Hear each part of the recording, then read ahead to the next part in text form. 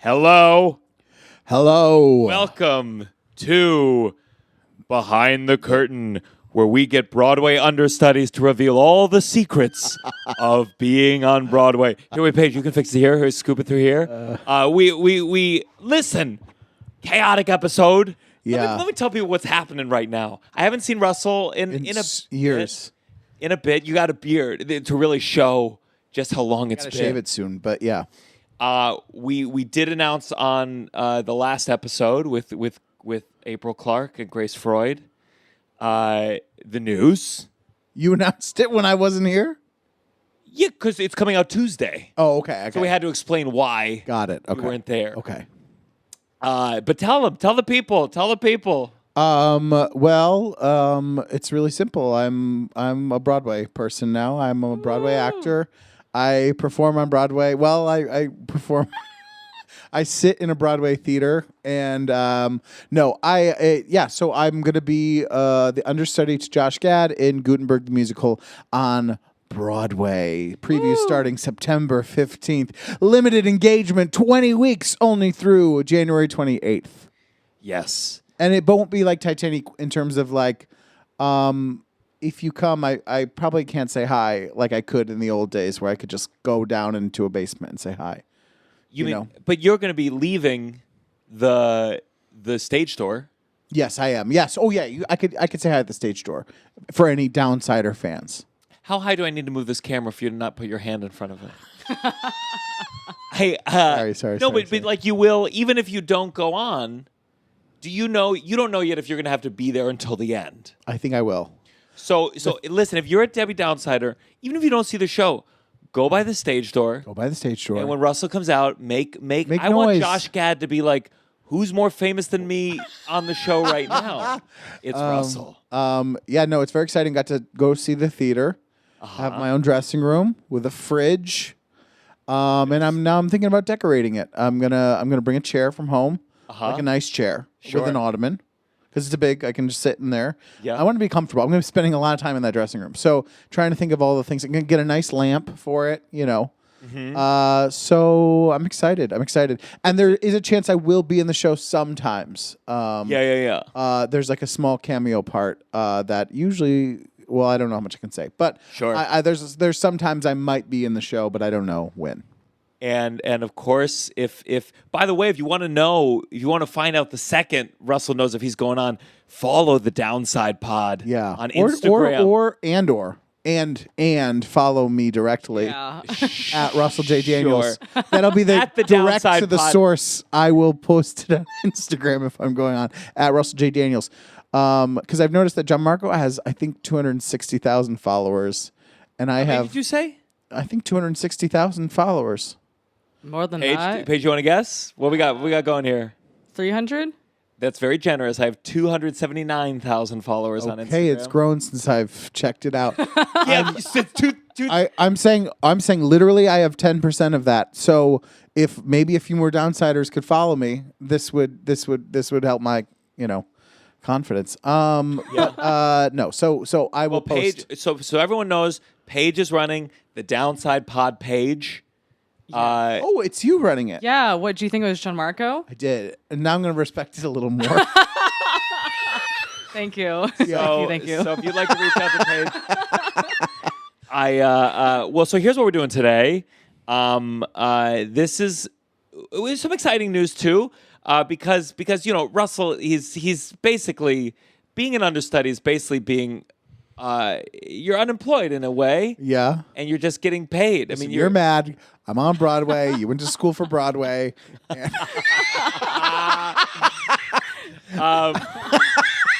No, you had a very cool. Let's talk about your cool thing. No, well, let me tell you what this episode is, because people are going to be like, okay.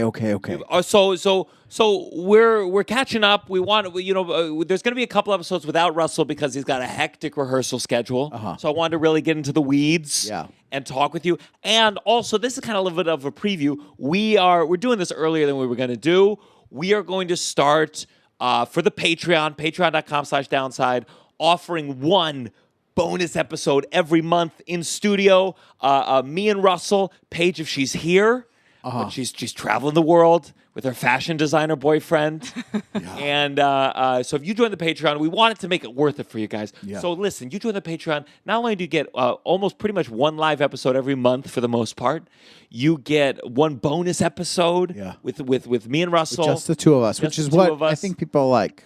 Yeah, ultimately, it's this dynamic that we're riding. Sometimes, keep going. And then you get access to my comedy special, The Rats Are in Me, and other little bonus goodies. The merch is coming. We're nailing down my merch. We're nailing down my yarmulke with my new little leaning in logo. Okay, can I be honest? I love that. The only thing I would say, do you have an alternative to the yarmulke? Only yes. I think in the make a yarmulke. Okay, good, because I'm just saying, like, in the height of there's some anti-Semitism happening these days. I think people would be scared about non-Jewish people getting a yarmulke to like wear as like a this is my favorite comedian, kind of thing. Sure. So just for the non-Jews, I think there's shirts and tote bags. Exactly. But you better be wearing the yarmulke. You better be representing. I'll wear the yarmulke. I'm going to wear the yarmulke to opening night. Opening night. Oh, my God. I want you to tell people, though, the real funny part about being an understudy is tell Paige what as an understudy, what does your Broadway debut look like? Okay, so in terms of non-cameo, like let's say I'm Josh Gad has to be out and I'm gonna have to be in. So that thought crosses your mind as an understudy. You're like, okay, there's maybe gonna be a time in the 4 or 5 months I'm doing the show where I have to fill in, and thinking about how big of a moment that is for me. In terms of like, I've always dreamed, when I was little, this is why I came to New York. I wanted to be on Broadway, and this is like a huge thing. And so imagining that moment of like being like, okay, I'm going to make my Broadway debut in this big part on like just a 2-person show. And then imagining that definitely what's going to happen is that while I'm like having that moment backstage, kind of freaking out, it's very scary. It's like, blah, blah, blah. You're kind of panicked, but also this is a big moment in your life. One of the biggest moments. Realizing that they're going to make that announcement that Josh Gad's not appearing in the show, and hearing a full Broadway house sigh and groan and be upset and being like, this is the biggest day of my life, people. But it may not happen. It's a limited run, so he might do every show, So there's also that in your head of like, it might not happen. That's fine. That's what you sign up for. I hope I'm there, though, so I can be like... You can hear it. You can record it. So you can hear record the voices of and really shout out, what the fuck? What the fuck? Let's just go. I paid $300 for... Guys, there's still a couple seats at Lion King. Let's go. Rally everyone around. So, I mean, There's you just don't know. There's no guarantee. No guaranteed ones. No. Does Josh make any joke of like, hey, I'm clumsy? No, he's joked about like, he's joked like in terms of like the first show is on Rosh Hashanah. And he's like, well, that's weird. He's like, we gotta put Russell. Like, so there's like, there. That's probably the first time you've ever felt happy about a Jewish holiday.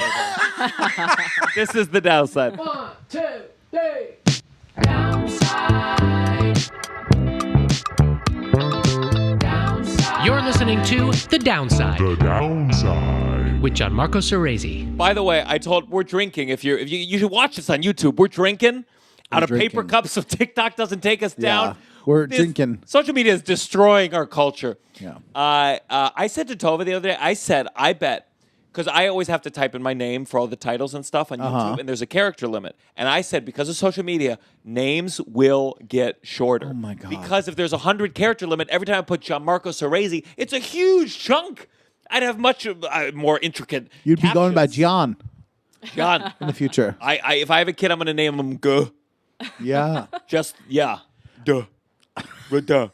And it's Ruda is becoming another word. But... are you going to be anxious when you have to do it? How do you deal with anxiety? What's when you're anxious backstage? Because you saw it I did a taping. Mm. I did a taping, which unlike you being on Broadway, this is going to happen. Okay, wait. And well, when I saw you, I didn't go until You're not good with that. after like the first round. So by then you were, I assume, in a Wait, much You better felt like place. you had one good take. You had like, okay, that was like yeah, great. I had a good Yeah. take, but so here's so thank Wait, God there were. can you tell what the so taping was I for? can't say No, what you it's can't say it. for, You even though can't? people were tagging it in the story. I saw that, yeah. You Yeah. can't say yet. No. When is this coming out? I think towards the end of November, if I'm even allowed to say okay. that. Yeah. So it was a 7 to 9 minute set. It was at Webster Hall. It was called Verified Stand Up. I don't know if that's the title at the end of the day. These are all public information. And it was like a showcase, 5 comics, I think, and 7 to 9 minutes. So first one felt really good. I went last. The audience was hot. Yeah. And then I was feeling good. It was good, right? Yeah, it was great. I was having a clap off with somebody else in the first round. Yeah. Okay. So good. Paige was there to juice it up. Good. Oh, yeah. Good. And I felt good. I was moving quickly, but not too fast. I wanted to make sure I didn't like go way too fast. When I look Yeah. at my Comedy Central, it's just like I get so energized. I stutter more than I need to. And then I went back and someone on the show said to me, "Great work." That was only like 7 minutes, I think. And I was like, what are you saying it was too short? Yeah. And I suddenly immediately the floor fell out of under my feet. Yeah. And then for the second one where I was going first, which I was nervous about, Yeah. I was like, I'm going to take my time. First was good, take my time, and I added a chunk that I had not been working. I mean, it had been fine-tuned, but I added an extra chunk. I feel like I really took my time. The audience wasn't quite as hot and clappy, but I felt like I really got a good pace. Yeah. I felt really good about that one. But I was horribly anxious. Yeah. I was so stressed to be going first on one of the shows. Yeah. And I said to Tova, managers and agents should play a game where they have to, no matter what position their client gets on the show, they have to explain why that's the best position they could have possibly gotten. Yeah. Because that's what they do. Yeah. No matter what it is. Yeah. 39th. Oh my God. You're going Yeah. 39th. Yeah, They're going to be yeah. so warmed by then. Yeah. And then have the reasons for why. You don't want to. You don't want to go. You don't want to fifth. start. You don't want to start. You don't want to be 7th. You don't want to be 10th. You No. really lucked out Yeah. with this one. Yeah. And I think what's surreal, and I've said this, I think I've said this before, where this is the environment where everyone just wants you to feel good. No one wants to deal with someone throwing a tantrum during a taped set or whatever. So if you're cynically minded, you go I can't trust anyone right now. Yeah. No matter what I do out there. It would be, I could take a shit on the stage. Paige would have said, such You good did a great job. work. Brilliant Yeah. work. You did Yeah. great. No, you have to because Original. yes, as Wait. the thing increases of how much importance it is, it does. There's a lot of pressure on everyone else to be like, no, it was great. When I cracked But on you know though, you at least you would have known if you're oh, they really weren't with me or something. You're For not sure. you're not like a performer where there's no self-awareness. for sure. Yeah. I think it would be tough with that hot of a crowd that was told before this is the taping to bomb. Unless you were doing new material Yeah, where they yeah, didn't know yeah, where yeah. they were supposed to laugh. I bet some comedians could find a way to do it, but yeah. It went great. In the middle, I said, this next joke is for my friend Russell. Russell, are you here tonight? Wait, can I tell you? I asked you twice for information on how to go. Twice, nothing came in my email. No texts were sent. Really? Nothing. Oh, I thought you submitted for the audience. No, I never got a link or anything. That's what I said. Oh. You're not on the texting list. You're not on the Gianmarco Soresi's text list? Check out the comments on this episode. Listen, We're putting them in there. I thought you would just text it to me. I didn't know I had to go through your people or something. That's me. You got to go through me now. Yeah. You know well enough the burden of, I have a big thing coming up. Let me individually text my loved ones. Let me tell you. I brought it up to you on the phone the thing before, and then I truly did think that there would be something coming. And then I realized yesterday that nothing was coming. and I will give you, I did not do any further things because I've been a bit overwhelmed with the thing. But so I'm sorry that I was not there. Sure. But I will. I guess I'll get on your text update Or email list, either Or email one. list, or both. I get Or your both. emails. I get your emails, but I didn't get anything about that. Interesting. Interesting. Did That's I- on Paige, I guess. I know. All It was a right. very urgent call to do it at like 9 at night. I'm like, no, nobody's gonna open this at night. Sure. All right. Well, we'll see how many times I see. Let me go check. Let me go check to see if Russell Daniels is in the MailChimp right now. Listen, I'll make it up to you. You got a good birthday gift. You got a birthday Yeah. gift. We're gonna hang it up somewhere here. It's in there, but it's so cute. It's yeah. I'll hang it up for this.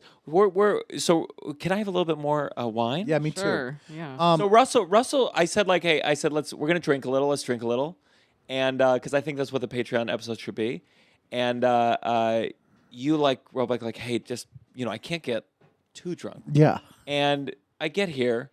Russell's already 3 beers in. He hasn't No! even shown up to the studio. I'm in- You were a beer in. I'm a beer in. And I knew you would be. Well, I didn't want to be on the drinking episode and be totally. Of course not. I didn't want to be I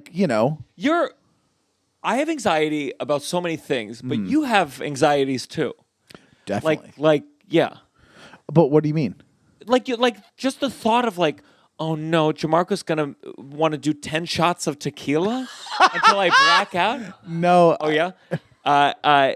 So I knew honestly this video is more so we can send to Russell's doctor when he claims that he's never drunk before. Never had a Said, drink doctors, before. do you ever drink? Russell says, oh, Never. Doc, no. I'm a teetotaler. But I haven't been drinking because I've been very, I've been nervous about, doing singing and things regularly and being in good, ready to go condition for that. Do you So- feel yourself becoming more annoying? I mean that I'm obviously saying that with a joke, but can you feel that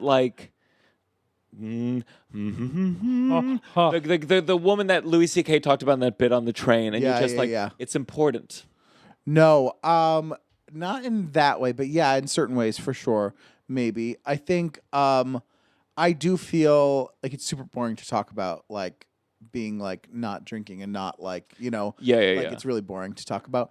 But I do think that I had to set some boundaries in terms of in able to do it. I want to be sure that I'm not gonna set myself up in case I need to go on. That there's any sort of What's the other actor's name? Who's Josh Gad, Andrew Reynolds. Andrew Reynolds. It'll be funny if your lifestyle gets so healthy that by the end of this you're Yeah. understudying Andrew Reynolds. No, but I think, and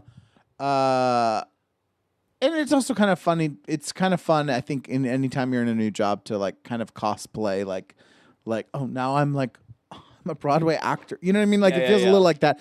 I think I went through a phase of that when I joined Titanic. I'm I'm a working actor kind of thing. Sure. Where I have tea now. I don't even like tea. You know what I mean? Like that kind of thing. Thank you. Thank you.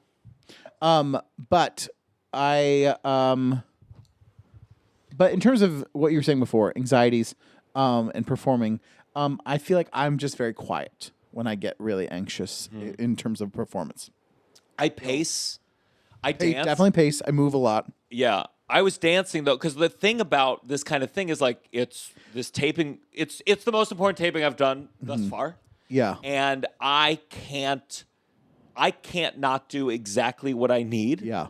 to be ready. And if that means dancing near Nimesh Patel, who I want to seem cool near, I'm gonna dance. Yeah. I'm gonna dance. We had a tech, and I was trying to move, and it was a big stage, and I was trying to figure out how to do some things I would do at a club, and I Tova, I wanted Tova there. Tova is we talk about it. The word muse feels fitting, as gross as it is.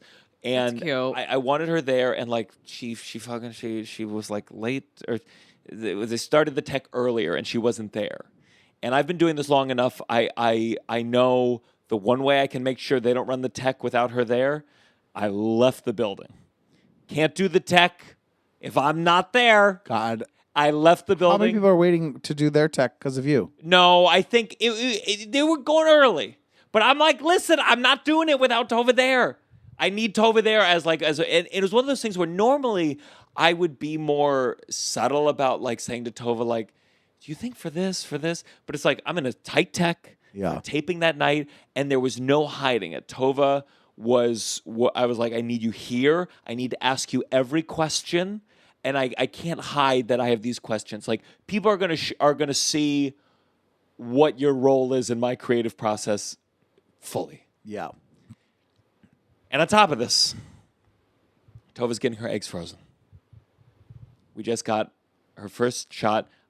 We got a nurse she has to do shots every day. 2 shots. Every day? Every day. For how long? How many years? Until the like years? 10 days, 12 days. Until the egg extraction. She has to get her blood drawn every 2 days. This is a fucking nightmare. And normally they come to your house? No. They send you all the medical equipment. To do a shot? What are we, heroin addicts? That's what it was like. How would you know how to do that? Insane.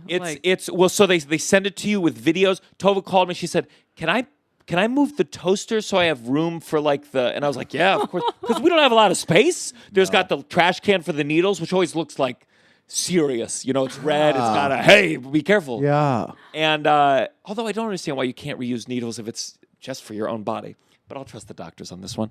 Trust them. And it's also thousands of dollars for these vials and these needles. And we got these instructions about how to do it. And like, you know, they have the thing with the bubble. It's like you're supposed to tap it to make the bubble go out. And you're like, well, if there's a little bubble left, does it kill you automatically? Oh my God, you I'm gotta so wait. stressed. And with the bubble, you got to wait for, you know how with the needle, you got a couple droplets to fall off? Yeah. Like that shows that there's no more air left. But I'm so neurotic, I'd be like, we need more droplets. By the end, there'd be no more fucking liquid. Yeah. So thank God we found, like, nurses do come. It's not cheap. It's like $150 per session. So they have to come $150 every day? Yes. Ooh. For 10 But- days? That's $11.50. That's Let me tell you, seeing her do it just now, 30 minutes ago, Sexy? it's so hot. So hot. The way you were like, the way that nurse came in. I was like, what about Here's- $200? What do we here's get for that? $150, toots. I gave it to her like I was going, making it rain. And how long was she in the apartment for? I mean, it must be so quick. 10 minutes, super quick. And for a second, I thought, like, I said to Tova, like, I was like, let's watch really closely in case we ever do need to do it. We have these videos, and she did it so fast. And I promise, if we did what she did, the way they do it, 2 hours. The way she was it really is like you and- need someone with the confidence who's done it a million You times. need someone with a degree, is what you need. I'm always amazed. You know, people get I get so stressed about like all sorts of medical things. I'm great at getting shots. Really? Like great. It does not bother me at all. I never even feel it. I'm like an elephant where like they have the skin or something is like I never feel it at all. I feel like I'm like that's Helps that amazing. you're always drunk for the appointment. No, but Really? Do you even look at it, or do you look No, away? I do not look. You don't look. But I don't really feel it. It doesn't bother me that way. But where do the shots go in for this? In her stomach, where she's been The putting stomach. estrogen pads for the last week. Estrogen pads. What does that mean even? It just boosts your estrogen. But how do you're putting it just like Like a tobacco patch or something. Like it just Oh. absorbs through the skin. So this nurse says, she's like, so side effects wise, worst case scenario, it's like PMS times 10. And I was like, oh my God, PMS times 10? It was like, you don't watch Dragon Ball Z, but it'd be like a Super Saiyan. It's like this. It's like 10 times the strength. And I'm like, times 10? How do you even calculate that? Yeah. Right. How do you even calculate times 10? But that's a lot. Immediately or like delayed? Like how quickly? Well, I got the fuck out of that apartment. The second shot was in, I said, I got to get to the podcast taping. I'm terrified I'd come back in, the lights are off. Well, that's I'm scared. exciting though.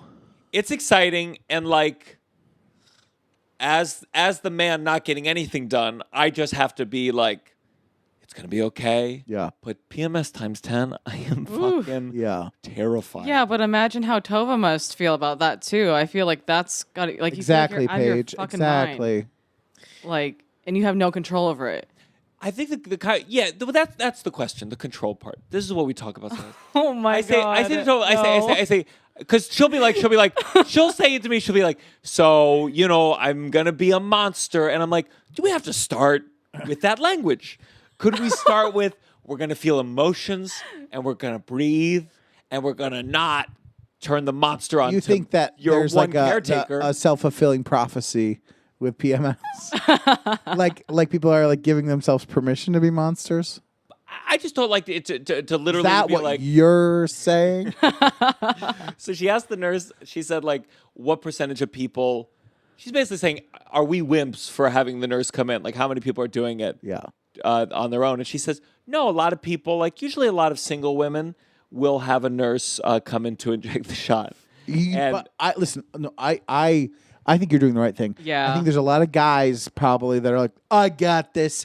And the reason that the egg extraction probably gets fucked up is because overconfident man is like, I got this. Like really confidently, like just jabbing their girlfriend or wife and not knowing really how to do it is what I would suspect. Tova said that someone said to her, like, oh, you're getting your eggs frozen. I guess you and your boyfriend are getting pretty serious. And she was like, actually, it's kind of the opposite. we're like, well, we're not making this decision anytime soon. It really does suck that there's Yeah. like a time thing. Yeah, it sucks to be a woman. I mean, That's true. it is true. That's No, true. listen. I mean, all this shit. I'm like, you have to deal with. When we all get in our 50s and 60s, we're gonna have to deal with some horrifying medical things that I think about every night. But I don't. oh, you'll get there. You're good there. You're young.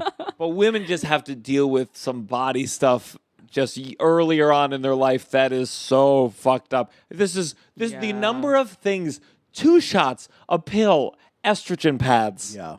It's brutal. Okay, getting an IUD inserted. Exactly. Like, I cannot believe that they don't give you any kind of like pain medication for an actual like medical procedure. It's horrifying. May I ask, do you have an IUD? I do. That's why I'm talking about it. Sure, I imagine, because Tova, we were looking into it, and she sent me these TikTok videos where they show a video of just their face as the IUD gets inserted. Yeah. Oh my god. Which I would never, listen, I'm all for content wherever I can find it, but if I was getting a catheter put in, I'm not like, baby, get the phone. Oh, God. I gotta. Hey, you're not put under. No, that's a dumb question. No, just like stone cold, like, here you go. Open you up. Let's put that thing up your cervix. They don't numb. They don't do anything. No. There's got to be some sort of. They just tell you to take Tylenol. That's it. And then like I also asked the doctor, I'm like, do I need anybody here to drive me home or to like, take me to this appointment? And they're like, no, you'll be fine. They're like, no, you should bike home. And then I literally sat in my car for like 30 minutes after the procedure, and I was just like, I'll be fine. I'll be fine. I was just trying to like calm myself down so that I was like in a good enough place to drive back. But like, I can't believe that they like wouldn't suggest to have somebody take you home. Sure. Because it is like a painful thing. And it's like for an extended period after that too. It was just like having a period every single day for like 3 months. Oh. And imagine bleeding every single day for that's 3 what months. happens? Yeah. Oh, I don't know how any of it works. And then they're like, you gotta like let it settle in for like 6 months. And then after 6 months, if it doesn't like if the bleeding doesn't subside or if it gets worse or if the side effects are bad enough, like get it taken out. But It like, seems like the getting it taken out would be bad too. yeah, exactly. Which is like, I'm nervous about that too. Like once it's in there, you're like, just keep it in there. What 5 years? 5 years. 5 But years. if there's a range, there's different types. So it's like as little as 3 years, could go up to 10 years. You have a copper one, which is like non-hormonal, but I would say the average is like 5 years. Copper, yeah. It's like a natural repellent, I guess. I don't know how it works. But. I don't, because we did the Nuva ring, and it's You're so unconfident as you're talking about this. because it's the Nuva ring was big, but the thing is you could feel it. Yeah. Okay. Okay, well, that's the thing that like guys or people say about like if you have an IUD, that you can feel it, but apparently, like, that's just not true. Like, that's a myth. But So what do you think? dated, different, though. What do they think they're feeling? They think that they're so big, so well endowed, that they can feel I don't know if this is IUD. No, but I Gianmarco does went on not a think couple that. dates. I went on a couple dates with a woman. She told a story on the storytelling show where maybe her IUD like got unlodged or whatever, but a guy was having sex and it like sliced his dick like Oh my God. like in the middle, like deep, like had to go to the hospital right away. Oh my God. Remember, she told the story. Someone fainted in the audience. Yeah, I'm about to faint. literally. Okay, yeah, no, it can shift. Can you imagine? Did she know him? Were they like close? I'm or not was sure. It like one night stand? Let me text her right now. Yeah. This would be a good way to get back in there. But the new ring you definitely could feel. And this is intense. Sometimes, I don't know if I should. You, on the process, on the road to the final thing, you kind of, let's get it up in there. All right, let's do a little more hands than normal. Get it up there. Get it all set. Sometimes it would slip in. Oh. Slip in the new ring. I tried to, it felt like I won. Like I got the brass ring. So what is your wife? Do you have anything? Any kind of birth? Yeah. I'm not going to talk about it on this podcast. It's not IUD? NuvaRing. No, an IUD. Pill. Yeah. Pill. Okay, well, I guess I revealed. You did. No, but like that's I would say probably the more common thing. I like took the pill for like. Did you have side effects? I mean, I don't know. That's the thing. It's like, am I just crazy, or is Well, this? that's what's hard about all of it is that you're like, you don't like. Because women exaggerate a lot of Because claims. women are crazy. No, but it's like you're messing around with all sorts of hormone stuff, and then there's already natural stuff. So who's to say? Right. It's like, am I just chronically like, or And do what's I have the like best chronic option, anxiety, too? or is this a result of the hormones that I'm ingesting? That's what I say to Tova. I say, are you mad at me because I did something wrong, or is it just the But hormones you're it adjusting? becomes like the same thing, and there's like no distinguishing of it, and it's like, it sucks because like I don't know what my adult personality is like without some kind of hormones because I've been taking birth control since I was like 18. Yeah. So I don't know. That's interesting. Wow. But that is the thing I think with where like the Nuva ring, one of the side effects was mood swings, but I can't ever suggest whenever there's an argument, is it possible? It's the mood swings that were on the piece of paper. Mm-hmm. I just have to take it. But don't you have your own medications that maybe have side effects that I'm even tempered 100%. So yeah. Hopefully, I mean, and there's just also the stress of like we're doing all these things. It's so much money, and then it's kind of like you hope it works out. The at least as much as I know, the eggs get enlarged, and then you get blood testing, and then one day they go ready to harvest them, and then but there's just so many ways that it could go wrong, and then you go through this whole fucking thing for nothing, and there's no like, oh well, we'll give you the more medication for free second time around because we didn't get the eggs. Like it's just such a fucking gamble. Yeah. And it just sucks. And you don't have to set any semen aside or anything. No, so that's in vitro fertilization. Why are you looking at me like as if I would know? Because we definitely don't. So if that's there's any IVF. I'm not going to look That's here. IVF. IVF, in vitro fertilization. So that's you're just doing it so that if Can I say a weird thing that happens though? People, because we were at like parties for this taping thing. People who we barely know will like casually like bring up like, oh, so kids? Are you gonna have kids, or what are you planning, or do you want kids? And I'm like, it's one of the few times in my life that I'm like, that's none of your fucking business. You're gonna come over casually, like you're asking about the weather, and talk about like one of the biggest questions at the existential core of our relationship casually, and I have to tell you over music. Let me tell you this. I understand why their brains go to it when you say you're freezing eggs. I understand it, but I think knowing you is why I would not be like, even me be like, are you thinking of having kids, Yeah. Gianmarco? Do you know what I mean? Like, I mean, we could have that conversation, but I don't think knowing you, I would not push that upon you. But I also think that I can see how people's brains, if they don't know you as well, be like, oh, well, they're doing this proactive step of some kind. I can see how, but it is very intrusive. I would kill for you to have a kid. I would kill. I think I would be a really good dad, but I think I don't. I know I don't want to be A good dad. Could you just be a bad I want dad? to be a bad dad. No, I want to be like. Do you think it'd be a good? Do you think of any like? Is there? What do you think you're bad? Like, what's the bad? Because you don't talk to me about your dad a lot. Which, something's got to break. If you can't talk about your fucking Broadway show, you're going to have to talk about your fucking family's dark secrets. Something's got to fucking snap. Yeah. But what would... I know very clearly, like, the worries I'd have about the dad I'd be. Uh-huh. If you were a dad, what's like your bad... My main worry is that I don't want to be a dad. So I would resent, like, having to do all that stuff. Like, the thing is...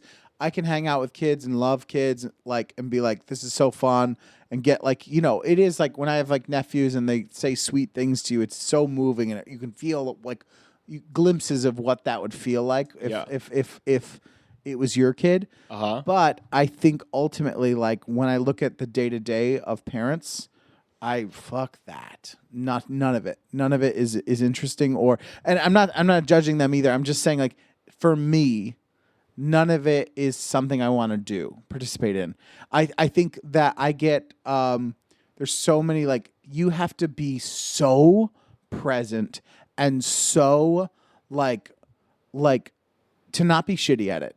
You have to be so present and so, like, here's this question I don't really want to have time to answer that I will answer, and it's rapid fire, like blah blah blah, to not just be dismissive and be like, shut the fuck up, just shut the fuck up. Sure. And that happens for everyone. It just does.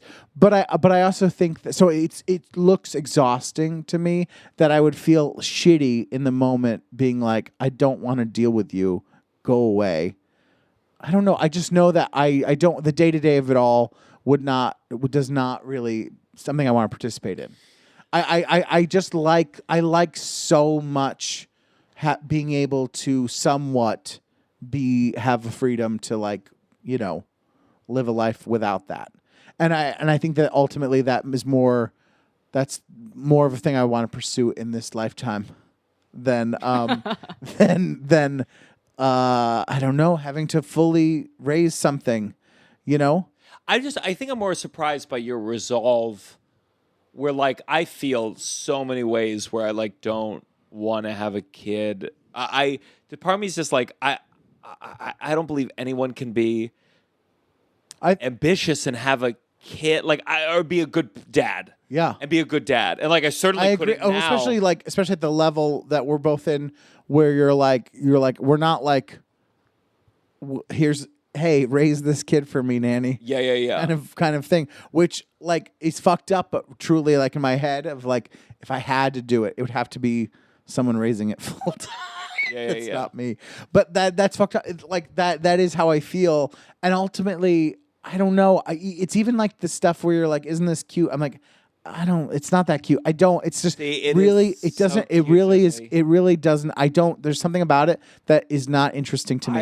I want that feeling of, like, going to sleep and my son is, like, just resting his head. I have on my dogs that I chest. hold like that, Sure. And there's so much little of I don't think about them at all when I'm outside. So I think the panic of, like, I would worry so much, and I don't want any of that. So I think I'd rather, my resolve is, I'd rather be sad about not doing it when I'm older.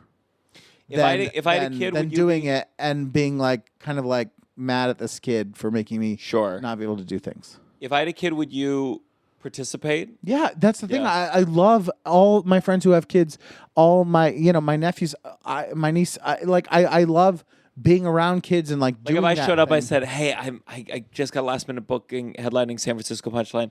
Here he is for 4 days. I'll be right back." Okay, Oh my 4 God. days. That's a lot. No, I love all of that. That's my biggest. My biggest is, like, are you out of your mind? I have no family near me to take care of these kids. Exactly. If I live near my sisters, maybe. My mom, it depends if she's got a guy. My mom's in love with this guy right now. No, you told me. Oh my God. Watching an adult who's in love, you're like, you've done this 10 times. Like, get enough. Grow up. Grow up. Yeah. Like, and then she's moving to Portland. Wait, can I say this real quick before you? Yeah, you could say it. Can I say? That's how I feel about like pop stars who have like so many boyfriends. I'm like, grow the fuck up. Will you be an adult? Like, I'm sorry, no offense, Ariana Grande. Like like come on, like, and not even her, but like other ones, like where it's like then they may do an album about them. And I'm like, you've been in love so many times. Like, we've all watched it for 10, 15 years. Grow up. Like, they can't all be that great. You know what I mean? Well, for them, I feel like some of it is, I certainly experience farm for material. And I just have to imagine, if you're Taylor Swift or whatever, or you're Ariana Grande, you're like, those are the let me go fucking, let me just go, let me fall in love and break up. And so I can, Olivia Rodrigo at 18. It just doesn't feel like, I'm a little like the people that are like still like feeling things from their songs. I'm like, how do you still believe that? There's no way they're feeling that. They're using it, baby girl. They get married. I mean, I don't know how they That's get what married. I'm saying. It's crazy. It's crazy. If you're like, I'm engaged to any pop star, I'd be like, don't, it's done already. It's already done. When the priest says it's already done. Take him to be your lawfully wedded wife till death. How do people not laugh? Immediately they should be like, oh, till death? How do people not laugh maybe at 23. that ceremony? Yeah. I always think it's funny, like when Olivia Rodrigo her first album, she was 18, and she had these songs about, some guy who broke her heart. And I want to be like, get over, you're 18. She was 16 You'll when that never album worry. Yeah, you'll never care about this guy. You're not going to remember him in 25. When you're 25, My sister went through a breakup. She was a senior in high school, and they dated when he was in high school, but he went to college. And of course, I wanted to tell her like right away, like sweetheart, when he gets to college, he's gonna fuck someone so quickly. But I didn't say that. Yeah. But she was so emotional, and it was that feeling of wanting to be like, oh, sweetheart, I promise in 2 years you'll never care about this. Yeah. You'll never care about this. Yeah. But do you have things you didn't care about? Like even looking back now? I feel like I got that out of when I was in 5th grade. I so remember having this thought. There was a girl named Genevieve Ryan who is Beautiful married. Beautiful name. Beautiful name. Beautiful gal. And she was tall. I did this thing called How Mrs. tall? 5th grade. 5th. I mean, she was tall. And 4 I would do foot. this thing. Did I ever tell you I did this thing called Mrs. Simpson's because she ran it. Once a month, we would dress in suits, and the ladies would dress in their dresses, and we would learn. It was like something out of like the Southern, like if I had a what do they call it, the ball or the debutante ball. Yeah. And it was like once a month, we'd show up. The guys would sit on one side, the girls would sit on one side, and Mrs. Simpson, who was like very regal, and would go, all right, men, pick the women for a dance. And the men would stampede Oh my to the God. woman that they wanted to dance with. Yeah. And the first dance was the most important because you would meet with that person at the end of the night. Oh. And I was not athletic, so this was this was truly like, it felt like you were even Mrs. Simpson probably was a practicing Christian, didn't believe in evolution. And it's like, well, actually in this moment, we're experiencing evolution because the guys who were faster That's so funny. got to the women they wanted to be with. And I would run to try to get Genevieve, and I would sometimes get her. But the saddest part is that there was not an even number of men and women. Yeah. So there was always the same eight 5th graders, 8, maybe 12. And God bless them, one had headgear, one had big braces. Women or men? One was pimply. It was women. I mean, it should be the other way. It should be on the men. You can learn how to run. These women, there's nothing they can do. No, they're just not getting ran to. That's brutal. so sad. It was brutal. Why is that teacher doing that? Because it's old school. It's old school. Listen, at least you confront the realities of life. You think that's good? I don't know if it's good, but it's the life. It's the world. Yeah. I agree. And you got to know. You got to know. And Genevieve Ryan, she was the one that I'd always go for, and so you'd learn the box step, the cha-cha slide, and then one other thing. And I mean, it was like I couldn't make eye contact. But honestly, it was very like, this is as you were going through like puberty, and like it in a way, I don't know. It did give you an excuse. I am drunk, by the way. I felt it like as I was telling the story. Yeah, that's hilarious. I can tell. But I can't wait to listen back and be like, oh no, getting drunk is a bad idea. Unlistenable. They have not finished one thing. They have not finished one thought. That's a great point. I remember in 5th grade saying to myself, I know people this age, when they say they're in love, like, they're full of shit. But Genevieve is going to be my wife. Like, I didn't have the first thought of Genevieve's going to be my wife. I had the second thought of, I know, like, a lot of other guys, they have this thought. Yeah. But I know Genevieve's going to be my wife. Yeah. And I can remember believing that. That's so interesting. I remember in high school when I saw Freaky Friday. Wait, the Lindsay Lohan version? The Lindsay Lohan version. I remember thinking, like, I'm going to be successful in my life. Oh, my God. And I'm going to marry Lindsay Lohan. Gianmarco, you still might. You still could. It's could. not off the table. That's actually, true. Let me tell you this. She's actually pregnant. No, I think it actually is. Really? So what? So you could be her stepdad, or their stepdad. I'm just saying, like, don't write it off. Like, you don't know what the future holds. You could be 60 years old married to Lindsay Lohan. Whoa. But listen, I think I know what you're saying. I don't think I thought that I would be married when I was like that age, but I felt like it was real love. But you currently think maybe it still is. You do believe now that you're going to stay with Nicole forever. Yeah, and we from the outside are like, okay. Speak for yourself. Oh my God, don't let me into this. That's crazy. It's more I just love Nicole. like, but it's like seeing my mom. So my mom, she's going to move to fucking Portland with this guy. Yeah.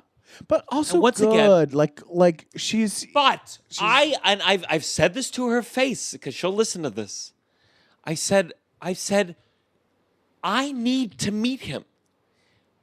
I need to meet him. And I understand that these roles are weird. I understand, but if I married someone and she would say, "Can I meet them?" And she owes that to her children because you're saying you're bringing someone into your life who, at least in theory, you're saying, whenever I see you, I'm going to see him. You need to reverse the way that the world works. You're not going to just run away with this guy, old lady. You need... Your mom's not old. How old's this guy? I don't... He's got to be older than her because I know that's like... What does he do? I don't even know. But I know if my mom's in love... He's something's good. Well, something's either good. the Monday or the what? Something. But to see your mom in love, or like talking in this way, or like I haven't heard from my mom for 3 weeks, and you're like, "Hello." Oh wow. Okay. Wow. Hello. Yeah. That's a lot. Yeah. On a darker note, when you have these things like these, like the taping, which was like a big deal, there is I think I do feel sadness where it's like, there was a moment it seemed like my dad was going to randomly come to New York the week of the taping, and I called my poor sister, who has to be like the interlocutor, mediator for all this. Yeah. I had to be like, do not tell him that I have a taping. He cannot come to it. Be there. Yeah. And it's sad. Yeah. It's sad. He doesn't know about the taping. If I told him about the taping, he'd be like, I'd have to walk him through. I think better to wait till it comes out and then to send it to him. Yeah. I'm working on, I think, what is my first joke that I do think would upset my father. Oh. Like, I think I've said a lot of like... As if the other stuff wouldn't? That's the point. The other stuff, which I've talked about, is heart surgeries, cheating, dating younger. I think I found one that is so personal. Ooh. That isn't even mean towards him. It's not even mean towards him. It just talks about something that he's very emotional about. That it's about he basically the joke is essentially, but it's true. If you ask my dad who his best friend is, he'll say Kevin. Kevin's my best friend. And the thing about Kevin is he died in 1971. Whoa. See, it's funny. Wow. But it's like, but he basically had a Was friend who that was true? 18. He died in a motorcycle accident. Oh my God. But the problem is that like in his mind, he's like, that was it. That was the friend. And I'm like, okay. wow. Even if you That's get to really heaven, sad. Kevin's moved on at this point. The men our fathers, they do not have friends. Yeah. Like Yeah. I almost feel like it's like If only now he could be like, Kevin, you want to do a podcast to make sure we see each men other once that a week? age do have friends, but I think way more so than our generation. Like that generation just doesn't. The man didn't have friends, and like or didn't. I don't know what happens, but like they didn't pursue it. Because also my dad did have friends at one point, and still has like couples friends with my mom. You know, like Couples friends. It's not like the same. it's not the same as like friends. You know, I think there's a thing where like Tova has such a great group of friends, but it never feels full to me because I'm like, if Tova and I break up, you are not my friend anymore. And that caveat to a relationship is huge. It's deep. It's underneath all of it. And have you had people that you were friends with both, and they broke up, and you stayed friends with both, no, or ended in divorce and stayed friends with both? no. And I've seen it just. You know, I'm with my trying to think parents. right now too. I I feel like you usually pick one, we were gonna do. and usually it's the one that you liked.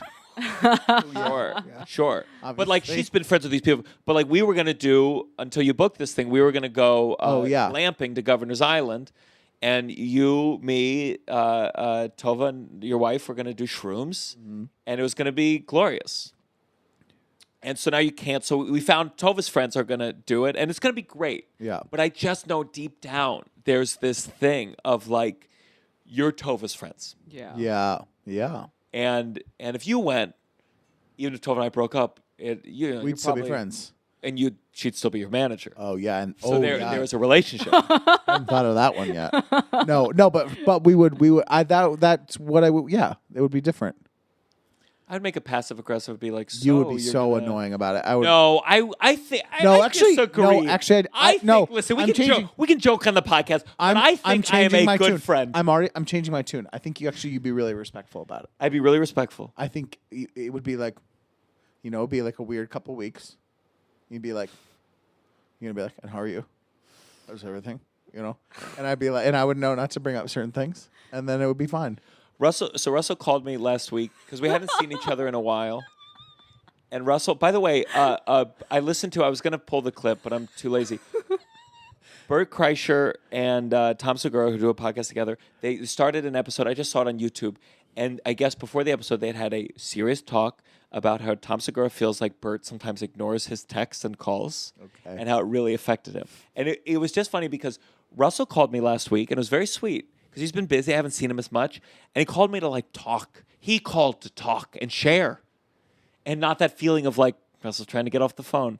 But the way Russell started, he said, "Hey, I'm calling." Like I'm just like he gets like extra points for being like a regular. That's what went It's through like my you're head. calling That's your what mom. That's what went through my head too while I was doing it. I was like being like, "Hey, this is me making an effort." But also, I had the genuine impulse to call and talk to you on the phone. So I wanted to highlight that I was feeling new things. It was lovely. I hadn't seen you in a while. Like I miss you. I feel like I haven't seen you as much, and I've been away, and so much is happening. Sure. Ending the other show, and We had such good drinks with your friends 2 weeks ago. That was so nice. When was that? It was after. Oh yeah, that was nice. Yeah. Listen, we're both doing things. Is there any more? Yeah. Let's do a little more. I can push. Yeah, I have a thing still, but I have another God, you cup. have to go to something after this? Oh no, I'm no, done. I have an 11:30 spot in New York. Oh my God, But why? That's I- disgusting. I just did a taping. I'm going to be a little loose. I got to work on some more. Where's your spot? New York Comedy Club. I'm going to take a cab. I'm being a fucking. But the thing about because I added a little extra to the set. Like I did a little stuff that I wasn't planning on doing. Yeah. And there was a thought where I'm like, oh, this is really good material that I'm burning. This is big enough that I'm like, okay, the jokes I do in this, it's burnt. It's done. Yeah. And now I feel the stress of like an hour is going to come up next, and I burnt some really good jokes. It's tough. Yeah. It's tough to feel like you're like, I gave up. I fully feel like I've burnt my best opener that I've ever written. Yeah. Oh, wow. That I've ever written. Wow. So what kind of wine is this, Paige? I don't know. I just bought it because it has. I'm not even on my. No, but I'll repeat it. No, oh yeah, it's very good. Called Kiss Kiss Maddie's Lips. Kiss Kiss Maddie Lips. Kiss Maddie's lips. You like Cabernet Merlot, Kiss Kiss Maddie Lips. I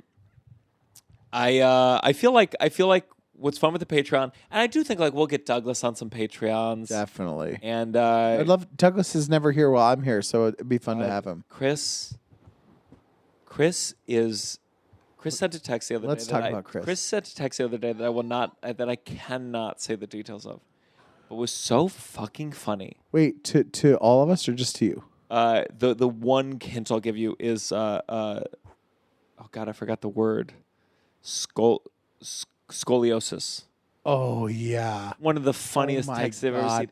Chris That is so really made me laugh so hard. I laughed so hard. Oh, I can't even tell you. that was so funny. It was. God, It was. and so Chris funny. will never listen Chris- to this because but- there's but no way. The But thing about man, Chris, that man Chris is tickled so fucking funny, but his father was a politician. He's a good boy. He's a polite boy. I mean, honestly, Uncle Function. One thing we do have in common is we all are good boys to a degree. Yeah. We're like we're well behaved. We're not in rebel society. rousers. We don't rabble rouse. Rabble rousers. But Also, just to say, this was not like an offensive. It was not like a. It's not like he was saying a slur. He was not. Oh, like, it was yes, not like yes. that. That's where mine. It was not. Like, it was not like an edgelord. immediately. It was not an edgelord thing. It was a very specific. it was a voice note, 3 minutes Chinese accent. no. Yes. It was a very specific thing about like someone in the thing. It was very funny. It wasn't like an offensive thing, but it was very funny in a specific way. Very funny in a way that I cannot possibly share publicly. Not No, offensive at all. no, but he has that when it comes to podcasts. And I say this to his face. I'm saying it now. He doesn't listen. But he's like, I think like I'll send him this podcast is a episode. weird world of comedy. There was a time where comedians just had to be funny on their stage skit, and then they could be funny at the private parties with their friends. Now there's this weird world of like, can you be funny on a podcast? How much can you reveal? And like, I'll get him back on, and I'll get it out of him. We'll get him drunk. Yeah. That's part of the key. Yeah. Part of what I'm doing it with Russell. Okay. Also, we'll just tell him it's Patreon, so no one, barely, More and more. We're going to get there. maybe a couple hundred people. Listen, we have some people. We have some we Patreon got- listeners. So speaking about Chris, I was What like, did he do to you? no, nothing. He's so sweet. He's so great. sweed. Yeah. I hung out with him in Montreal. Oh and, like, yeah. so there was this like rap party at the end of the week, which you left Yes, I had to at leave, that time. But yeah. But so to start off the night, Tell me. I didn't tell you the story yet, but to start off the night, I got there with some coworkers, and then Gianmarco was there with Tova, and Gianmarco, myself, and my coworkers, like somebody was like, "Let's do a shot," and I was like, "Okay, like sure." Yeah. 'Cause for context, I usually do not do shots. Like that is my Also, absolute like when people suggest shots, grow up. grow up. Like, because I'm like, listen, I can get really fucking drunk. But, like, let's just do it on a nice drink. Like, why are we doing Right. shots? It just feels like this thing there. Like, why do we have to do it that fast? Yes. Like, Yes. you like, there's. I like a shot. I'm going to come out on the shot side. I sometimes against like manufactured, just like, have a nice drink. Have a Sure. couple nice drinks. Have a few nice drinks. But, like, it just feels so. Listen, it's fine. I will always say yes because you don't want to be the party pooper. Exactly. You don't want to say no. Exactly. But So I've gotten so that I will sometimes, if I'm in a bar, I'll take the shot. But if I'm in a house at a house party and someone's trying to give me a shot, I dump that out. Yeah. I'm not drinking that. Yeah, that makes sense. I'm an adult. I do not have to take a shot Yes. in a house. But context is important, right? Because like this was JFL. This was like Yes. like a celebratory no. moment for everybody You got to there. do it. You got to do it. Yeah, exactly. So usually I would try to opt out and just be like, no, like I don't do shots. But this felt like an important moment where everybody was there. And so we all did a tequila shot. And then like that was the start of my night. And then there was an open bar. So then like I was talking to Chris. What a sweetheart. And then, it was just like kind of hopping around, talking to other people, like networking ill. Sure. And, at certain points in the night, people would be like, oh, like, I'm going to go grab another drink. Like, do you want to get one with me? I'm like, sure. So then I'd like go with them there. And then like, I don't know, maybe 4 or 5 drinks later, I'm like at this after party thing. Chris was there. I talked to him for a little bit, and he said something very nice about you. What did he say? I'll just keep with me because I think it's very sweet. That's very nice. Oh, I want to know so bad. But like I did not get back to my hotel until like 4:30 a.m., which is a crazy thing to do with your coworkers. I know. But that you've been working with for 2 weeks. Yeah. Literally 2 weeks. Yeah. But anyways, the next day I was on my way to the airport because I was like leaving that afternoon. Yeah. To come back here. And I actually, so like the whole morning I was just super hungover. Like I felt like death. Yeah. And I literally, the only thing I was doing, I was originally planning to like sightsee around Montreal just to, enjoy my time while I was there. Yeah. But I ended up just like getting a smoothie and then like sitting outside in a park because I was just trying to get some fresh air. And so just a complete waste of the day. And I end up, going back to the airport. And on the way there in the Uber, I felt so nauseous. Sure. That I was about to ask the driver to like stop and like pull over so I can throw up. Oh my God. But I held on and I made it to the airport, immediately ran to the bathroom. You held in a barf. You got through security or No. I didn't go through security yet. But booked it to the bathroom, got so sick, and eventually like came out fine. But then my flight ends up getting canceled. Oh God. So then, and it was funny because like there were other comics at JFL that like also got canceled. Their flight got canceled. But I had to stay in Montreal for an extra night. So it was this whole thing. And like, the next day I wake up and then my eyes are just red, like bloodshot red. I threw up so hard that I burst 3 blood vessels in my eyes. And it was because of the shot that we did. I thought the end of the story was Chris gave you pink eye for some reason. One time I have a story about throwing up the next morning. One of the first times I went to Nicole's dad's place in Florida for like a New Year's Eve party. Where'd Florida again? He lives in Fort Lauderdale. It's like right north of Miami.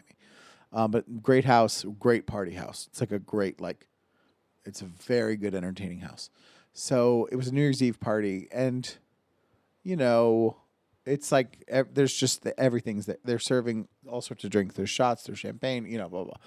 So I was pretty drunk and hungover, and the next morning we had to get up early on New Year's Day to drive to see Nicole's grandma. Oh, God, I don't like this. I wake up. It's fine. But I'm like, you're cool to drive, right, Nicole? Because I was like, I'm either still drunk or it's bad. It's like, when you're like, I can't do it.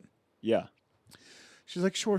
So we're like saying goodbye to her dad in the driveway, and I was like, whew, this is rough stuff. This is. And I was like, you know what? It's fine. Let's just like say goodbye to him.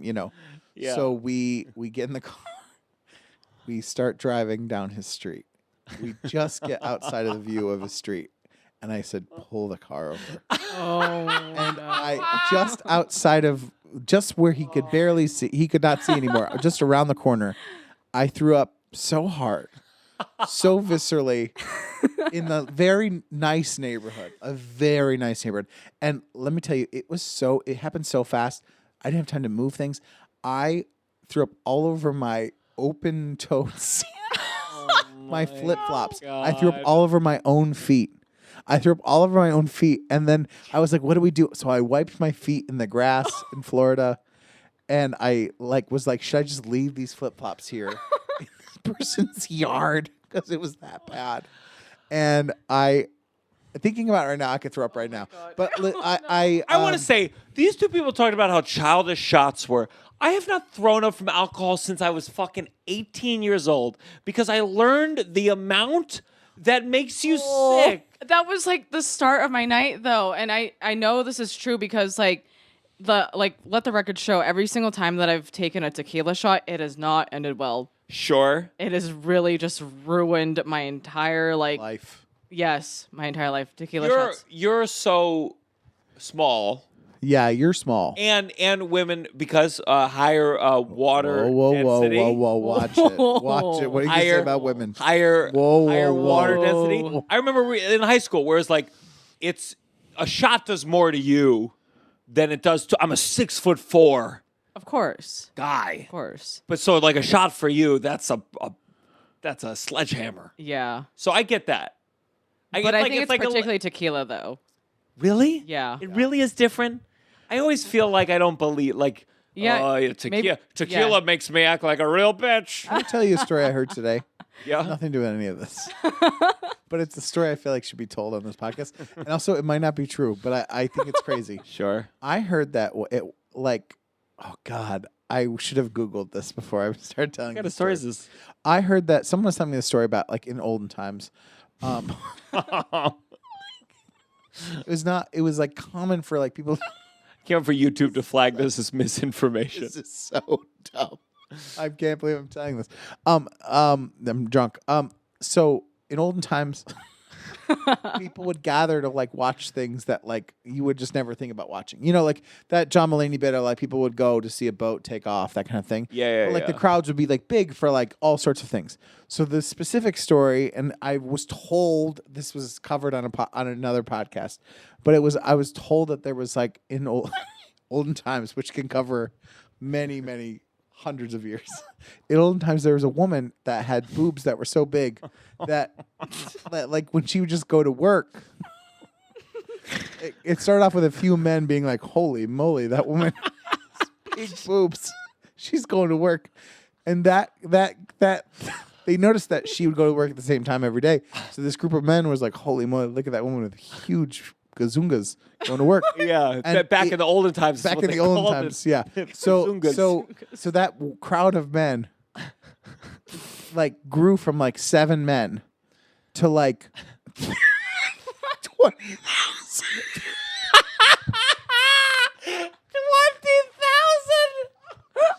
20,000. There's no way. I don't know if that's true.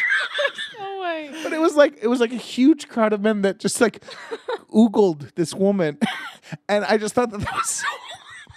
It's bad. It's a bad thing, but I was also if that woman was going to work every day, and 20,000. You don't think she'd be on the way to work? You don't think she'd be on the way to work? She'd see these crowds and go, "Oh, I know a way I could make way more money than working at the seamstress shop. I think I found a new profession." I just think about God. I thought it was funny in my head when I heard that story. I was like, "There's no way that woman kind of was playing into it a little bit. She had to be what, 20,000 men." But listen, you should play. I think I got the wrong information. It couldn't have been 20,000 men. Well, in a way, when you if you look at Pornhub or whatever, on the view count, it's always 1 million. Yeah. And so back then, before they had that, they just would watch him walk to work. Yeah. Amateur seamstress walks to work on a Tuesday. That is 20,000 views. But they must have been good. I talked to Tova about before the internet, what it meant to go viral. In a way, it was more beautiful back then, and not just talking about the tits specifically. But I'm saying, to go viral meant. I remember South Park. You know, stupid question. You know South course. Park. Okay, wait. Okay, but here's where you're young. Do you know how South Park, the origin of South Park, before South Park, what it was? No, I actually don't. No. There was a video, a VHS Do you know what that is? Yeah. A VHS. He does this all the time, and it's kind of patronizing. Yeah. A VHS was like a plastic box that a VHS. It was a video. You'll remember when I say it. South Park style of like the paper cutouts or whatever. Yeah. Of Santa in a wrestling match with Jesus, and God was the ref, I think. And what it was like a thing that they made. And it went viral in the sense that people made copies of the VHS tape. And I remember my sister's mom, my former stepmom, before she got into Christ. Actually, I think her mom listened to this. You guys have been so supportive and wonderful. It's very nice to have you a part of my life. But whenever she dated my dad, she was the one who introduced me to South Park, which is so funny. It's just so funny that she introduced me, but she somehow was in the vein of the popular culture, the cool culture, that she had a VHS of this match, or she told me about it, and that's how things went viral back in the day. It's way more impressive than now. Yeah, now it's just like people making copies of tapes and I do think of back then you said, hey, this big pair of tits. We gotta check it. We gotta gather tomorrow morning. 20,000 people.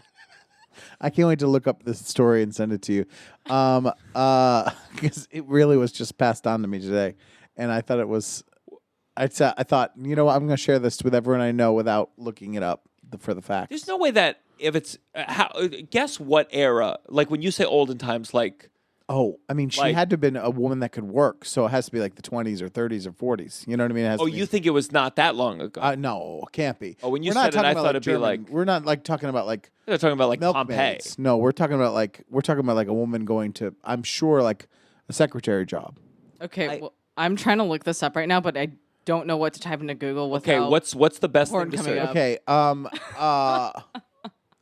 what is the best way to search it? Yeah, it was like big woman with man oogling. Woman with big tits. Oh, there's no way to do it. Like, okay, we have to figure out the search that finds what we want, but has no porn in the first page.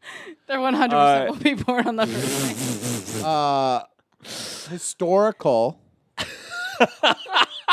Is the first word. Historical incident where men gathered to oogle. Oogle or ogle? Ogle, big-breasted, employed female. Search that. Search that. I can't even type this in. Who told you this information? I will not reveal my sources. But it was in reference to like the story, like just people used to like gather for things more. I'm gonna guess whoever it was can be found in the playbill of Gutenberg. I'll tell you that right. No, truly, no. But was it a random guy in the street? Yeah, it was a random. Was it the guy outside my door asking for money, saying, "Hey, here's the story." All right, Paige is looking this up. There's nothing. But I think it was on another podcast. They were talking about it as it was like on another podcast. What podcast are you listening to? No way on Las Not the Culturalistas were they talking about this one. No, I'm saying like the person was Las Culturalistas. I can see the person was telling me that they heard about it on another podcast. So it's like this is a hilarious game of telephone right now. Very removed. And it goes all the way back to the first episode of Come Town, way back in the yeah. By the way, just so everyone knows, this podcast is doing great. We twice now. Oh yeah. Some PR people have been reaching out, going like, "Can we get our client on the downside?" And we're like, "Are you kidding?" Yeah. Please. Should we do some This Is Got Stops? Yeah, let's do some. We gotta be stops. at that kind of point. What is your? By the way, again, for the Patreon, yeah, I got some before you. Oh yeah, go ahead. Sorry. For the Patreon, join the Patreon. Patreon.com/downside. You're gonna get one of these bonus every month. Yeah. Every month, sometimes will be high. No. You get higher. You think than this me. is? Oh, by the way, the other day, I mentioned this on the last podcast, but Tova gave me an edible and she said it's 10. We'll split it. We'll each have 5. 5 is what I like for a chill night. And it turns out that it was a 50. And I remember just being like at night, because I wanted to take an Ambien that night because I had this taping coming up, and then I was like, I'm still really stoned. I don't feel comfortable taking an Ambien. 50 is crazy. And listen, Tova's math is not great. not great at math. Good luck to her clients. Check those paychecks. Okay. Oh, Tova texted me the salmon was bad. What do you mean bad? We had salmon, and she was going to make dinner. Oh. Bummer. Okay, can I tell you? Go. What's your this is This has got to stop. Don't sound sad about it. Like it's going to be a good one. Again, I'm going to give you this note again. Yeah. I'm going to go, this has got to stop. Okay. Then say the thing. Ready? This has got to stop. People taking pictures in oversized chairs. Guys, enough. We get it. It's funny. It's cute. You're a tiny little human in a big chair. Wow, isn't that crazy that a chair that big exists? We've seen it for 20 years now. It's definitely an invention in the 90s. Enough.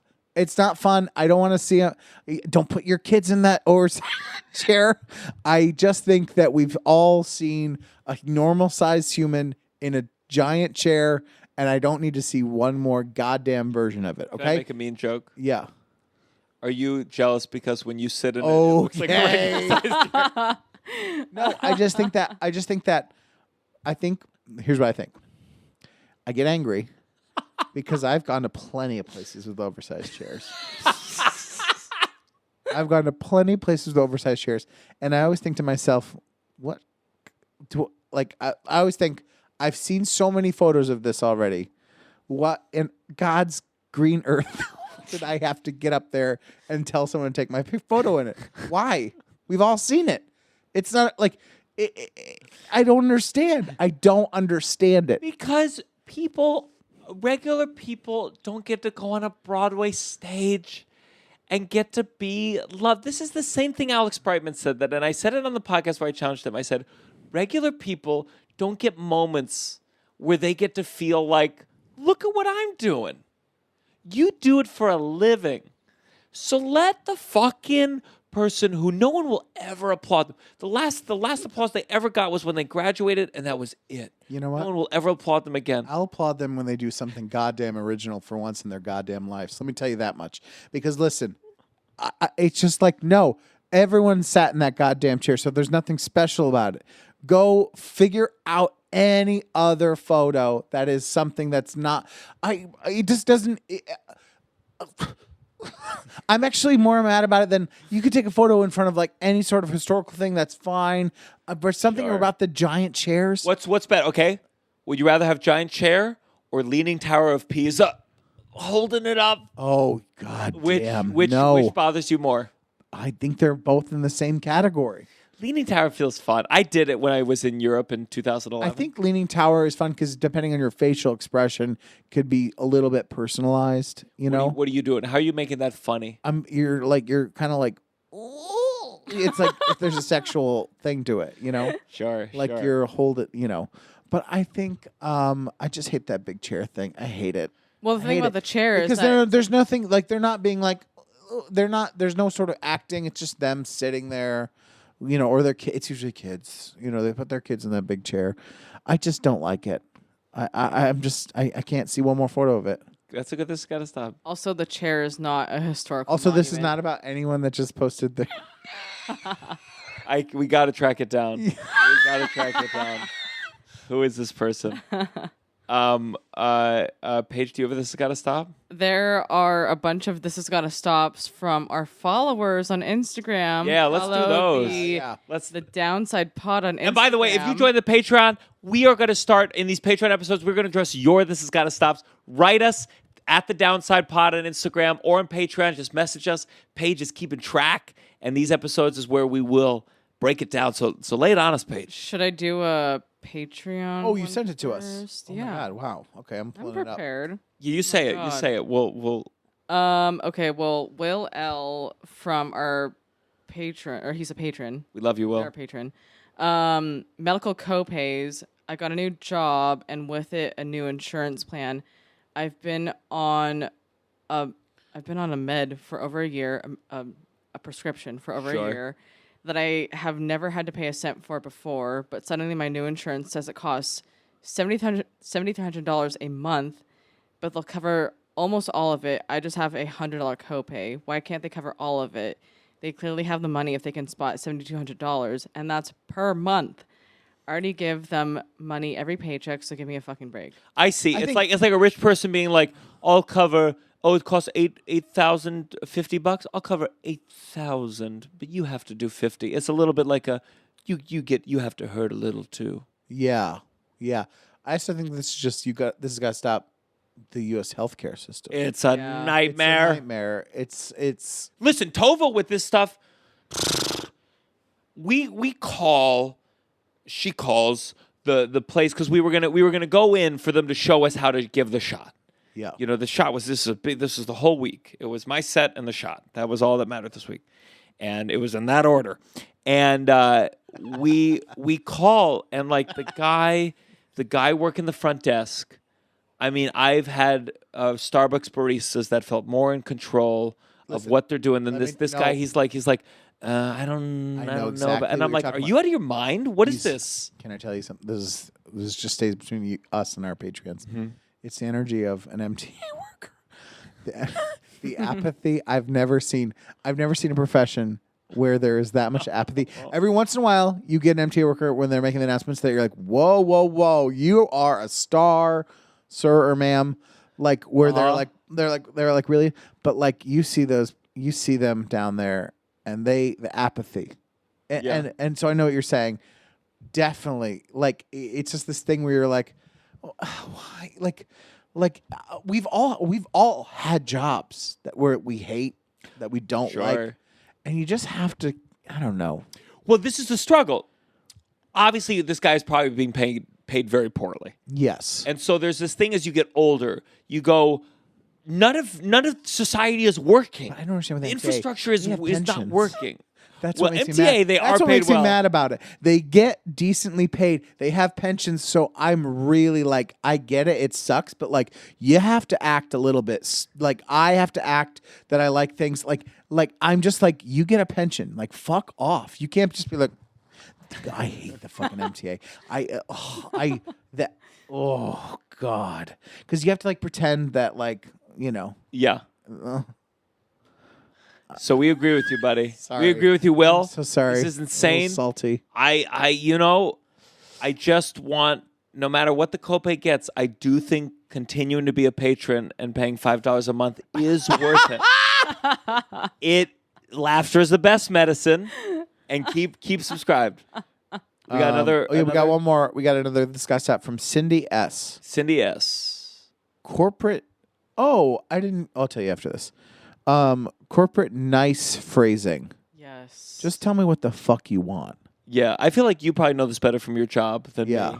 And me. But not really. I feel like the kind of corporate thing I'm in, it's so small and I've worked with them for so long that it's like it's pretty like. But I know that like you might know more than me. Yeah, I used to work at a startup, and that was very much corporate culture. Like, yeah, you have to be like the utmost professional. Okay, so I can see what you're, like that kind of like, yeah. Mine. When we're like, it's like when we're like trying to like, it's like when we're trying to like give notes on sketches. You're like, okay, what I think is really great is that, and you're like trying to focus on any sort of positive thing before you're like being like, it didn't make me laugh once. Yeah. Well, so my first job out of college was working in comedy. So getting to work with people who are just, shooting the shit all the time, and then going to something very corporate, and especially working at an art gallery after that, it was just like 3 years of as buttoned up as you could be, and not saying the wrong thing, and not joking around, and not having any fun at all. And every day is just a fucking nightmare. Because you have to send so many emails that are like, per my last email. Yeah. Circling back. Mine, the one that I have to do so much, and Paige would go, hey, just bump in this. Yeah. Yeah. And what I want to say is, hey, I cannot sleep at night because you have not fucking told me what the situation is. Yeah. Was the footage from the show deleted? Does it exist? Am I ever going to get it? That's taking It's a joke about Biden being president. Do you think I'll get it before Trump is president again? Oh my God. Give me the fucking footage. It's tough.